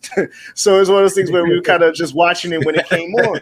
So Devin Booker, I missed a lot of the key elements of his game, to where his ability to get to his spots whenever he wanted to on the court, the handle that was – yeah, go ahead. That's exactly what I'm saying, right? What you're saying. Because let's just be honest. Because Devin is light-skinned, people thought he wasn't tough, and people thought he wasn't athletic. Yeah. Right? That's what I'm saying. That's why I stay away from comparisons. And, you got to scout each player for who they are and stop putting them in these boxes to make it easy for you to understand them. Right? And that's what we do a lot. And when that player doesn't fit in that box, is either one or two things happens. That player either explodes outside of that box, or that player doesn't fit that comparison and you think that guy's a failure. It's like, no, he's not a failure. He just doesn't fit in the box that you put him in, right? And so we do that a lot with players. And so with Devin, people underestimated how tough he is. People underestimate how athletic he is. You just spoke to that, Raz, about him getting to his spots. He's tougher than what people think he is, and he's more athletic than what people think he is. Now, the thing that stood out to me at Kentucky about him is going back to that original point that I made. There are a lot of guys that led NCAA, that lead Division I in scoring, and they can't play with other great players. They don't know how to get to their spots. They don't know how to be efficient getting to their spots. Don't know how to play with other scorers because they are used to ball being in my hands. I make all the decisions. So we got to give you, if you're telling me the only way you can be successful is we got to give you the ball and let you do whatever the hell it is that you want to do, then you better be damn good at doing that. Right? You better be Allen Iverson. You better be Kobe. If that's what you're telling me, you better be damn good at that. And as we know, most guys aren't that good. And that's not knock to them. It's just that's how great Kobe and Iverson and those guys are. Right? So Devin, not being the man at Kentucky, was able to get his shots efficiently, was able to knew how to play with other great players. He already knew that. People forget this. When we drafted Devin, and you look at before our guys went down with injuries, if you look early in Devin's rookie year, there's some DNP CDs. Mm-hmm. There are some DNP CDs. Did not play coach's decision, right? And that was when we had a healthy squad. Then our guys started to go down. That's when Brandon Knight went down. Brandon Knight, right? Yeah, Brandon Knight. Yep. Eric Bledsoe went down. Our guys started to go down. Then it was like, all right, we got to play these young guys now. And so there are a couple of things that are at work with Devin that people underestimated. The other thing that happens as well with Devin is we always attribute upside to athleticism, getting stronger. Smart guys and tough guys get better. Guys that love basketball get better. Guys that inherently love the game, organically love the game, they get better because they're going to get in the gym without you telling them to get in the gym, right? Devin got better. Devin took the lessons. One of the things that we would talk to Devin a lot about, and you really start to see this come to life in the bubble, we would talk to Devin a lot about if you really want to matriculate into that level of being a great player, you got to learn how to really incorporate others, make plays for other players. Devin just had in game one, Devin just had his first triple-double. Yep. Right? So you really have to be able to do that. So Devin and being able to be efficiently able to play with other guys, right?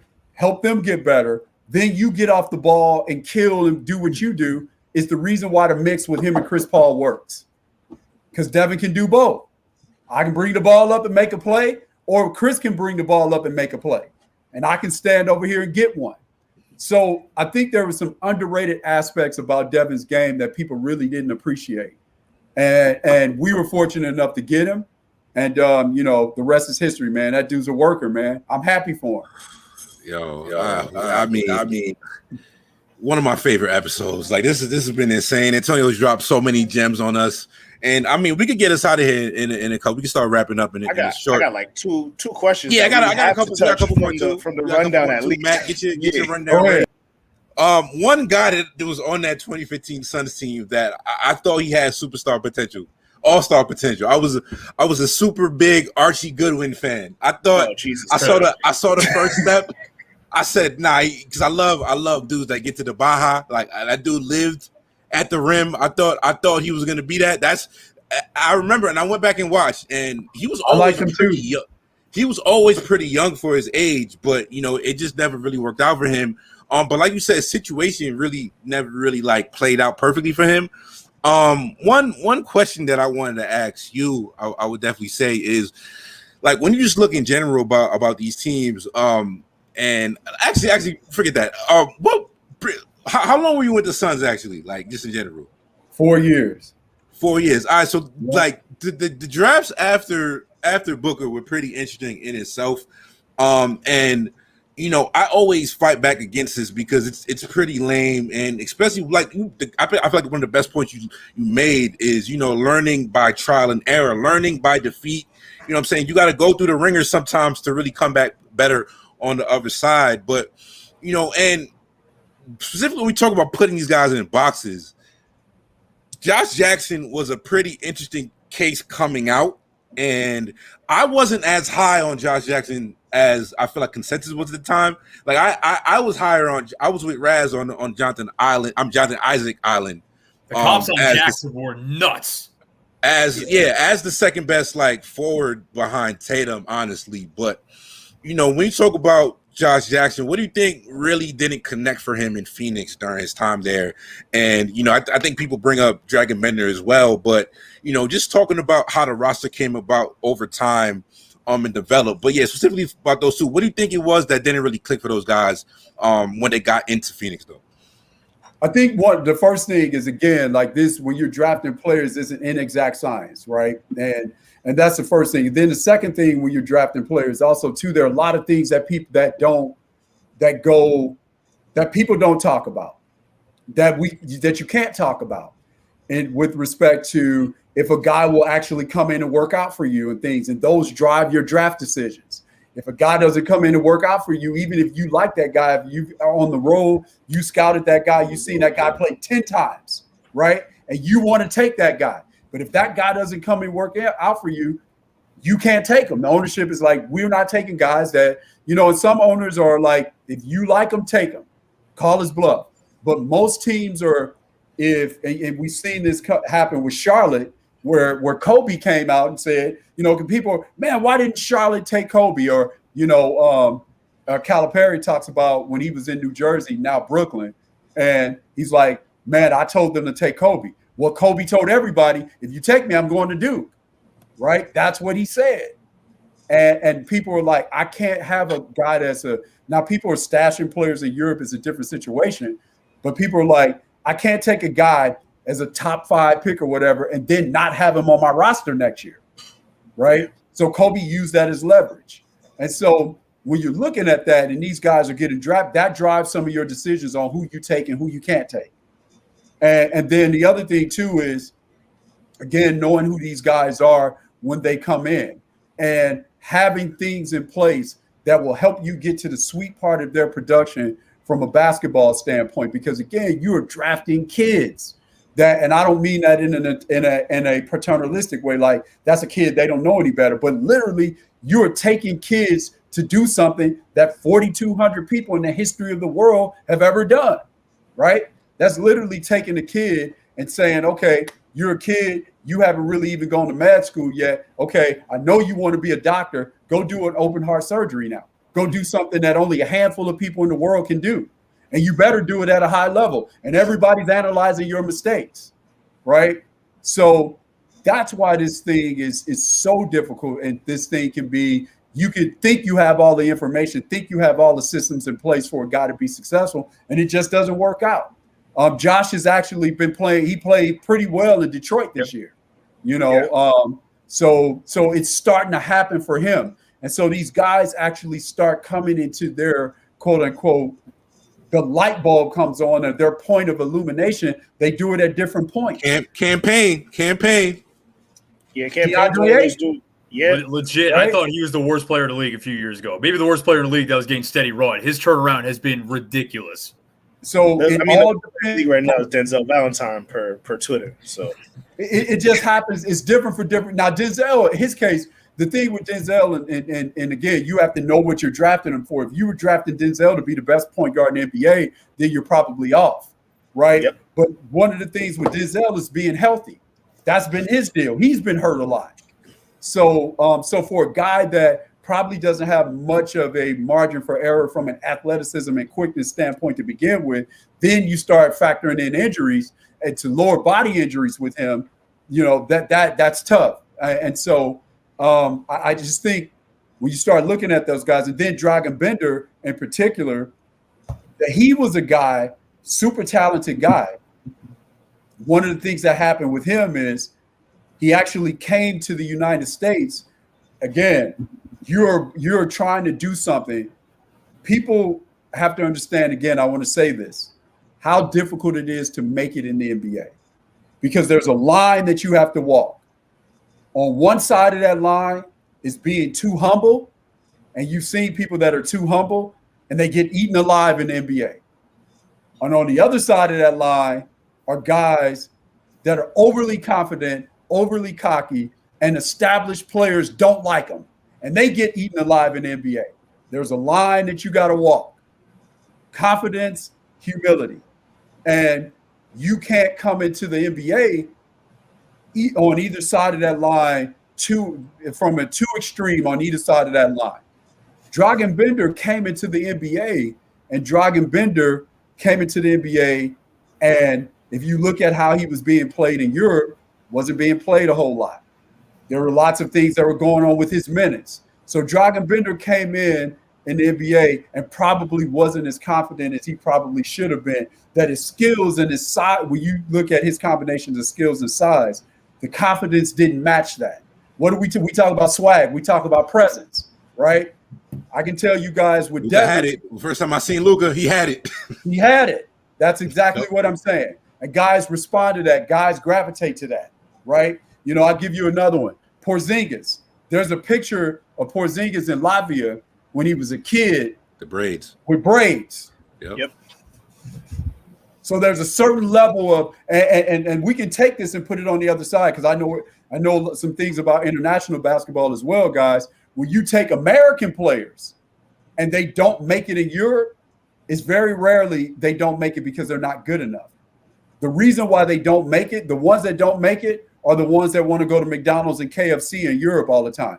They want to go 5,000 miles away from home and make whatever village or city that they're in Europe, they want to make that where they're from in the States.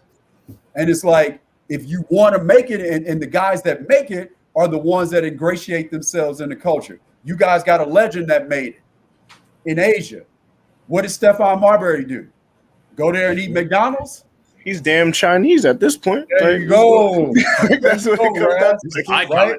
So there you go. So that's it, Matt. Spot on. So that you can flip that, and it's the same situation for American players going to Europe. So you have to come over here with a certain level. Look at Dirk, right? Dirk came over here listening to Pac and all. Like Dirk, different animal, right? Got himself a sister, all that. Yeah, there you go. Dirk did what had to be done. But, there you go, right? So like just that's so that same model applies to American players going abroad.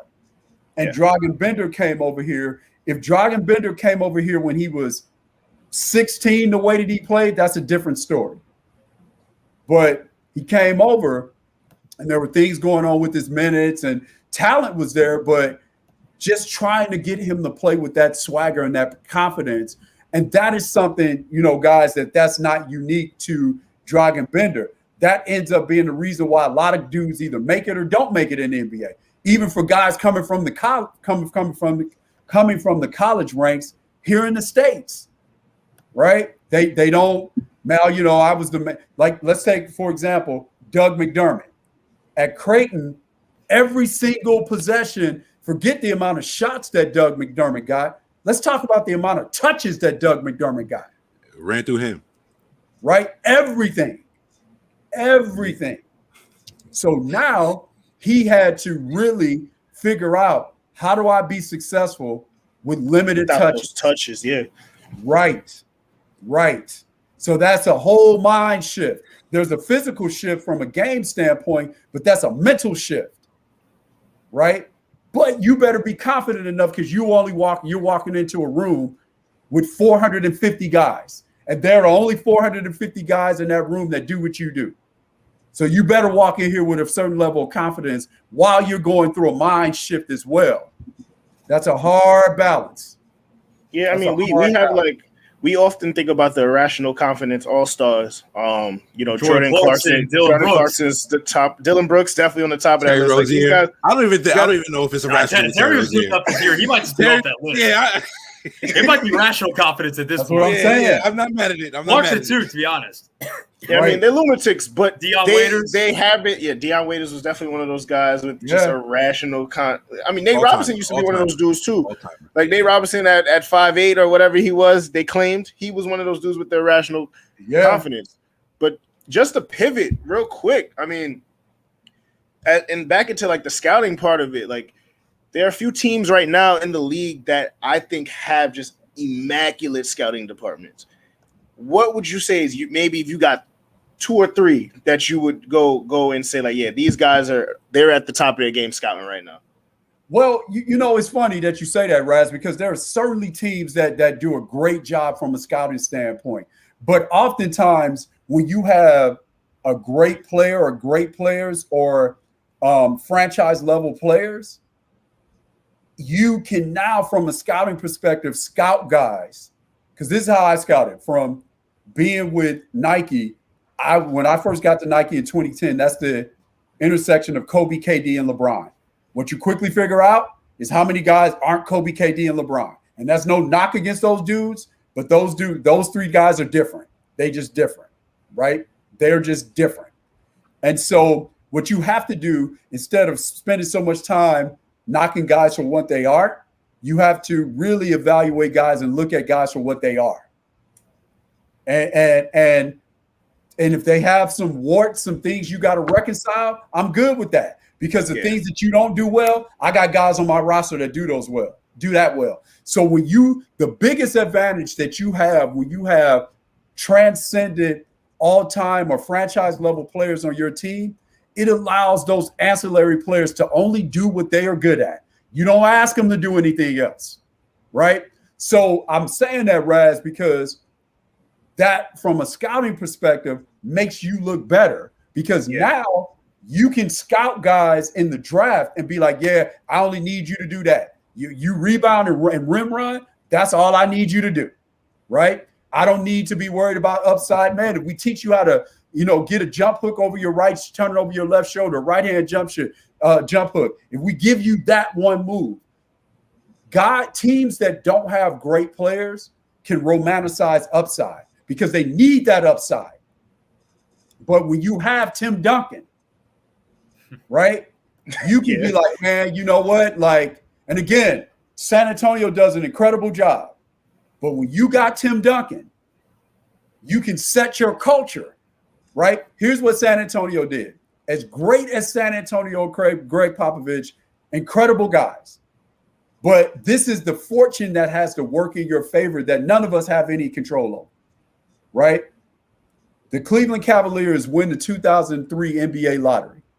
There's a once-in-a-generation player that grows up 30 miles away. They have no control over that.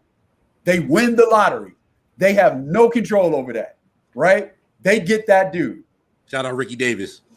LeBron's coming in to help. Right. So now, when you have LeBron on your roster, guess what? Now, Boobie Gibson can be a 6 feet tall shooting guard. Yeah. Because you got LeBron on your roster. And now people are like, man, Cleveland found Boobie Gibson. Shout out to Boobie Gibson because he pulled Keisha Cole, right? When she was a star, When he pulled Keisha Cole when she was Keisha Cole, right? So shout out to Boobie. But I'm saying playing with LeBron James allows you to be able to do that. Now he does what he does best. He can be a sniper. and he can score. Now we ain't worried about if Boobie is a playmaker or not. Who cares? We got LeBron, right? And so now, from that scouting standpoint, when you have that guy or those guys, right, you can now take a flyer on a dude that only does X, right? Memphis does a good job because they take guys that, and they'll take those dudes and be like, hey, man, we're going to take you, do what you do. Now, if you add to that, great. But if you don't, I know Brandon Clark can rebound, run the floor, and block shots. Raz, what did we say about Desmond Bain, bro? Before Desmond Bain, yo, everybody's. I don't even know why he went that late. He's the strongest spot up shooter I've ever seen in my life. He's just like this. Like if you watch at TCU, bro, come on. Like them shits wasn't even hitting the fucking rim. Like they was just dropping in, and he's just sitting there in the second round after you just took whoever the hell you took before that. And you're just like, all right, cool, great. I got Desmond Bain. So it's just like one of those things where like when you but like pick 30, but Raz, you were the leader of that bandwagon for sure. Yeah, but like on it. We was all locked up on that. Yeah. Take him and let him do what he does, right? And let's not romanticize. Man, if he can put it on the ground, man, I'm taking you for that, right? Yeah, we got Ja for that, right? And if you ever develop a 1 or 2 dribble pull up, then great, awesome. We playing with house money, right? Yeah. And I think, but when you have those great players, or if you're scouting, you got to scout this guy for what he does well. Ask yourself, can he do it at an NBA level? Don't overdraft him, but take him for what he can do. Mm-hmm. And if he adds more, awesome. And I think we can romanticize upside so much, right? And I've fallen into that before, where, because people say this, man, if this guy reps out with shooting because now he's not going to class, shooting is the easiest thing to improve upon. We romanticize how easy it is to improve as a shooter. And how many guys do we see? We say that about, fellas. And 5 years later, we're saying the same thing. Yep. Right? Ben Simmons. We romanticize that sometimes, right? And so it's a mindset. It's because, again, going into the psyche, if you're doing something that only 4,200 people in the history of the world do, you have to have an insane amount of confidence and belief in oneself. But you also got to be humble enough to accept coaching. That is a hard line to walk. Yep. You telling me I'm doing something that only 4,200 people in the history of God's green earth have done, but then you also telling me I better be coachable? And people don't look at it like that. Nah. And they think, oh man, this dude is, wait a minute, this dude is doing something that I bet you wanted to do. Hell, I wanted to do it. Right? Yeah. I want to play in the league. He's working for a living. Yeah. So I say, in fact, so I say that so people, they just romanticize how easy this thing is. It's not easy at all. And that's why people's eyes playing tricks on them is what it comes down to, because of the highlights and the highlight reels, things like that. It's one of those things where if you played basketball, nothing about it is easy. Nothing about basketball is easy. It looks easy and it looks fun when it's free flowing and everybody's getting the shots up and they're going in, but these are the best players in the world. Like, so it's like your LA Fitness run is not going to look like that. Facts. Like, none of you guys. Go ahead, man. Hey, Tony, I wanted to ask, were you in Phoenix in 18? Yes. Okay, so actually, I don't want to ask about DeAndre Ayton and Luka and all that, because DeAndre Ayton's a fine player, so we don't need to, as he's proving right now. Did want to ask about your thoughts on Mikal Bridges, because as a Knicks fan, I was dying for Mikal Bridges, and then I had to talk myself into Kevin Knox, and 3 years later, I've talked myself out of Kevin Knox, and Mikal Bridges is a very, very good role player, and I would say role player in a bad way at all. He is a very important part of that team that is fulfilling on the promise that I thought he had before the draft. He got go-go gadget arms, man. I wanted his arms are so long. They are. Was he someone that you were in love with during that draft process, or what? Yeah, guy that I really liked a lot. And, I can tell you this, another guy that I really liked a lot. And, and so much so that he was another guy that Josh Hart. I love Josh Hart. Again, because this is colored by my experience scouting this thing at different levels, Matt. Like, you know, scouting Mikal Bridges and Josh Hart for what they do. And it's like, man, what these guys do, they can do this at an NBA level and affect winning and losing. And you guys know this. When you win and you win big, it's because those guys contribute, right? The Devin Bookers of the world, they're going to do what Devin Booker and DeAndre Ayton are going to do what they're going to do regardless of who's out there. Us four can be out there, right? Devin Booker's going to do what he's going to do. Or if us four are out there with DA's going to do what he's going to do, right? You know, it is what it is. But when you win big, it's because of the Mikal Bridges of the world, the Josh Harts of the world, the Andre Iguodala's of the world, the Sean Livingstons of the world, those Golden State teams that they won titles with to begin with, those were the better teams. Yeah. David West, Sean Livingston, Harrison Barnes, those were the better teams. Bogut. It was so deep, right? Fuck yeah, bro. But I would say Andre Iguodala is one of those guys who found a way after the Philly stint, going to the Nuggets and then finding his way as like an elder statesman, but like still a guy where it's like, okay, he might be Iguodala tonight. Like he has one of those things where it's like he was able to settle into that role around that team where it's like Andre Iguodala really was that guy for those early Warriors teams. Because if you remember him from Philly, he was the guy. Like, I mean, they had Iverson and all that, but like Andre Iguodala come out of Arizona, he was one of those dudes where you're like, shit, like his like you said, upside. Everybody fell in love. Everybody fell in love with that Iguodala upside with the athleticism and things like that. And he's a fine player. But when he refined everything and he fell into that role in Golden State, I think it was one of those things where it's just like it was like that point where your body and your mind kind of unite, where you still have enough athleticism to do what the hell your mind wants you to do, but your mind is smarter. Like that's where he kind of got with. Yeah, that's where he got to in Golden State. Well, I think that guys that refine their skills and kind of age gracefully, that's kind of like an underrated thing that a lot of good players do. Iguodala, Vince Carter was a great example from where he was at the start of his career to what he turned into, and even someone like Derrick Rose. Even Derrick Rose was the most athletic point guard on the face of the planet, and has turned himself into a flow god and someone who still gets to the rim, but he's playing mainly under the rim. And I think that's something that should be really appreciated because that's not an easy thing to do. It's no question. And that goes into what we're talking about, that mental aspect, right? Of being able to flip that switch. Or in the case of Andre Iguodala, and you guys know this, when Philly first gave him a max contract, there were Philly fans that were upset about that because Andre Iguodala was not in the proper role that Andre Iguodala naturally fits in, which is that role that you talked about, Raz, in Golden State. I'm playmaker. I can defend. If you need me to get 20, I can. But like, I'm not here to get 25 a night.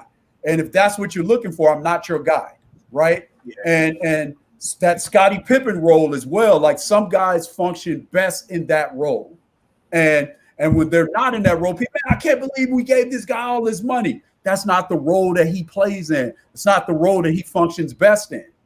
And so Andre Iguodala found that role. And that's where you really saw, and people started appreciating him because they appreciated him for the role that he plays in best. And you win, and that's the high level of that role. And you win big because you have those guys on your roster. And for me, Mikal Bridges was that type of guy. And, you know, him or another guy that, you know, we were hoping that we can make a decision between him and, you know, Shai Gilgeous-Alexander. Those were the guys, right? That we were hoping that we get to make a decision on. And we had to move up to get Mikal. So again, having the gumption to get your guy. And when we moved up and got him, people were like, y'all moved up to get Mikal Bridges because he's not doing sexy stuff. Yep. You know, he's not doing that. He's not doing all those sexy things or, you know, coming down the lane, dunking on people, giving you 25 a game and all of that. Now, 3 years later, people are looking 4 years later, man, that was a great pick and those things. So, again, having the gumption to take your guy no matter what. And we moved up to get him. And at the time, we had Miami's pick. And we used that pick and moved it to Milwaukee and moved up and got Shai. Y'all gave up that Miami pick, and there was a lot of talk about that. There was a lot of talk. and you got to have enough gumption to take your guy. And he is flourishing in that role. Super happy for him. Was a guy that we needed from having some defensive toughness about him, because if people look at him and they see how thin he is, and again, what we're talking about these boxes, people look at how thin he is and they think he's not tough, right? And they think that there isn't a certain level of strength that comes with that. You guys remember Kevin Garnett was pretty skinny as well for his career. I think he was a lot stronger than what people thought he was. Functional right? strength, yeah. Yeah, right? Mm-hmm. So, like, that's when people are taking these things, and again, if you value toughness, if you value competitive nature, and you don't know what they're doing at Villanova, then you're missing the boat. When you're evaluating, right, then you're missing the boat. You're talking about Josh Hart. I think Josh Hart, like, legit has an argument for the best rebounding guard in the league outside of Russell Westbrook. It is post defender too, as a guard post defender. Like his center of gravity is so hard to move. But yeah, man, like I said, this has been a phenomenal episode. Shout out to Antonio. We can take this out. Raj, you got any final questions? I mean, I see one on here that we really do have to discuss. Go ahead. We got to get into the top 5 point guards all time. Yeah. That's what we was gonna leave it out on. Yeah. So we can definitely ask a point guard about the point You still guard. got. I want you got to answer this, but then my question that you've been brewing on, I want an answer for that afterwards too. Okay. I mean, go with that one first. We'll end with the top 5 point guards. Okay, that's fine. No. The question about the guy that you was like 25 minutes ago. As hell on going into a draft thing. So a guy that I was wrong about that I felt like could again get kind of like that Swiss Army knife guy that plays the wing, but also when you go small, you can guard up. Stanley Johnson was my guy. Yes. That I expected, and again. And a guy that when he was in Toronto has been pretty solid. Yep. Has found his role in Toronto, so good for him. So those things that he does in Toronto were the things that excited me most about him. And it's just taken a little while for him to get to that. I thought that he would get to that faster. So Reggie Miller called him LeBron James. So you can't be the most wrong person on him. Reggie Miller also we need to cut his mic for most of Well, to you guys' point, I just stay away from those player comparisons. I just, I know people love him, and what's his comp? And it's like, man, this guy is who he is. He's painting his own picture, and let's let him paint his own picture. So Stanley Johnson was a guy that what he's doing now, I thought was coming right out of the chute, and so that was a guy, and I'm happy that he's doing it now.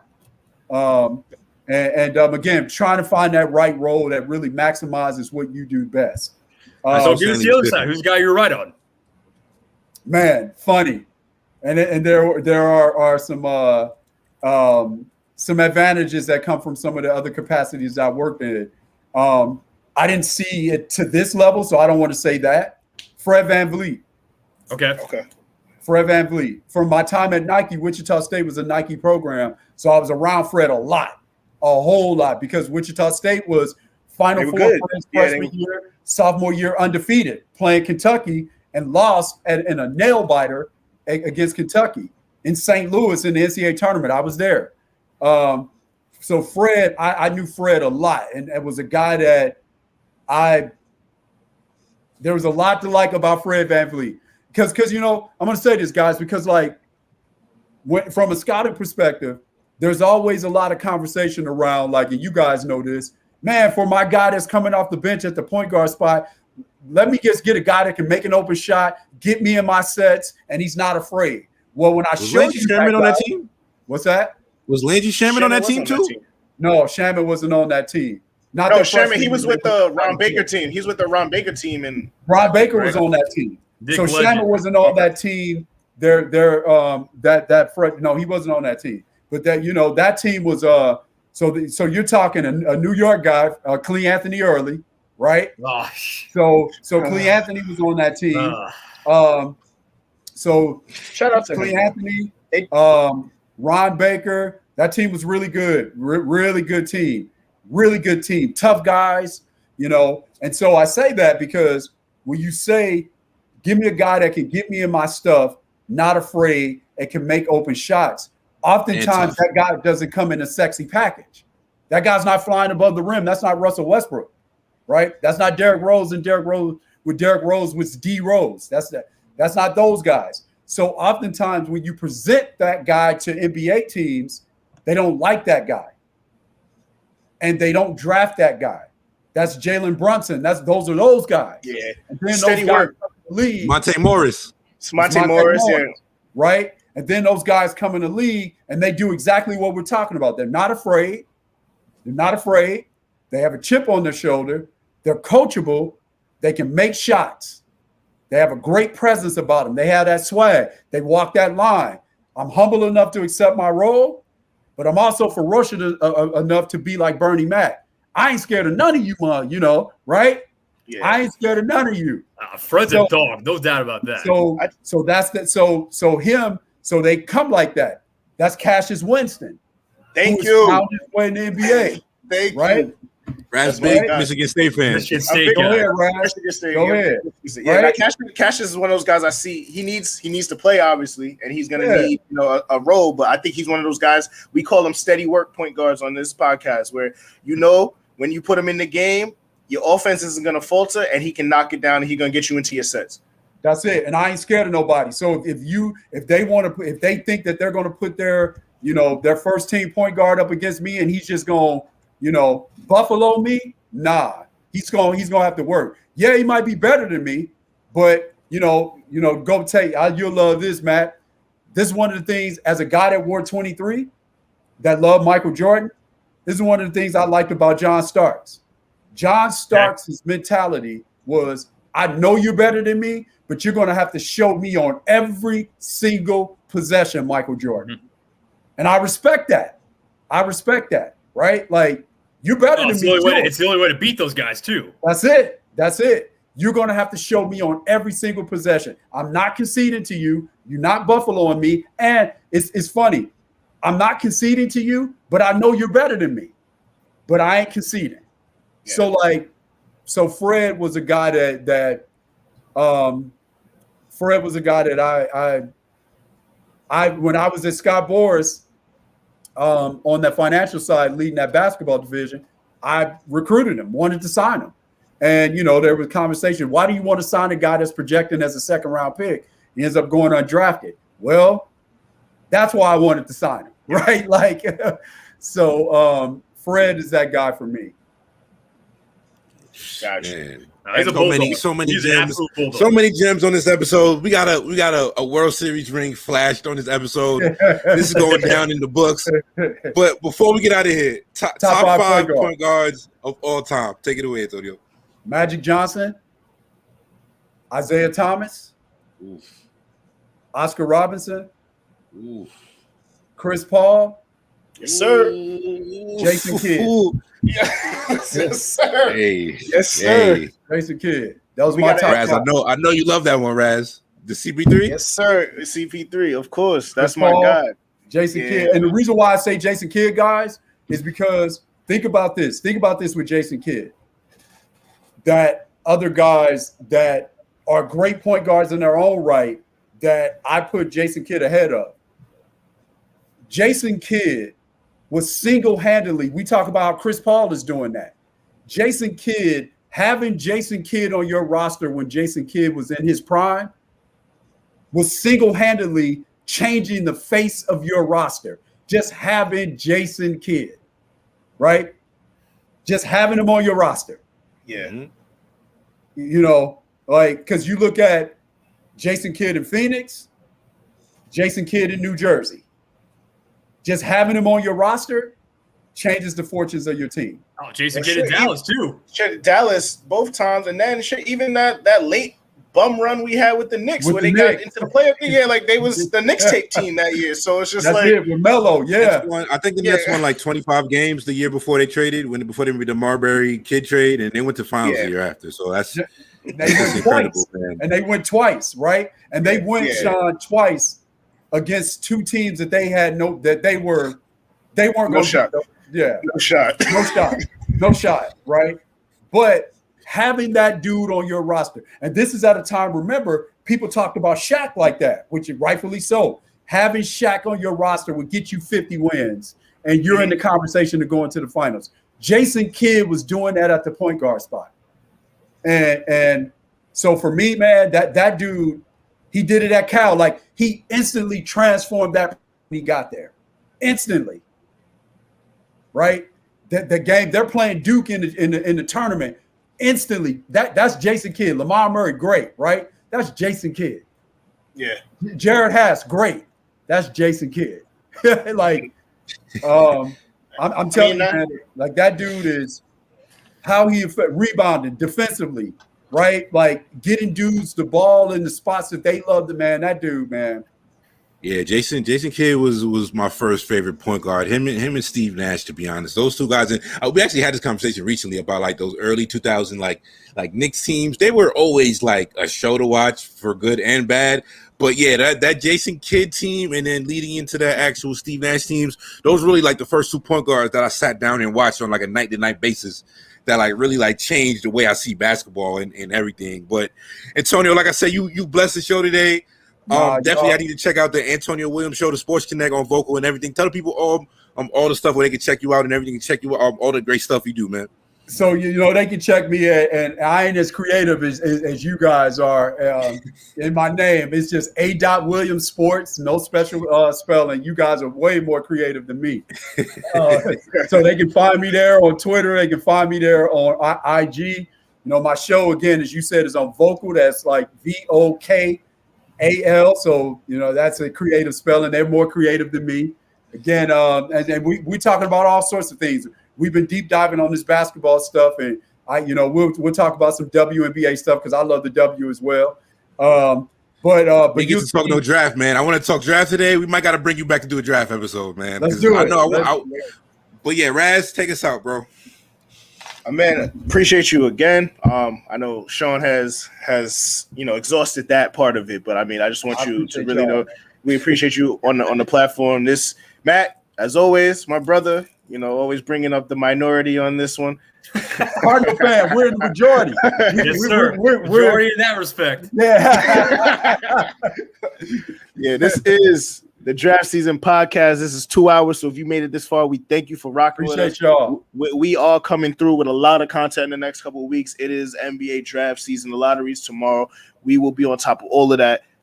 Kick it with us. You know, it's your boy Raz with Sean 5K, and we out.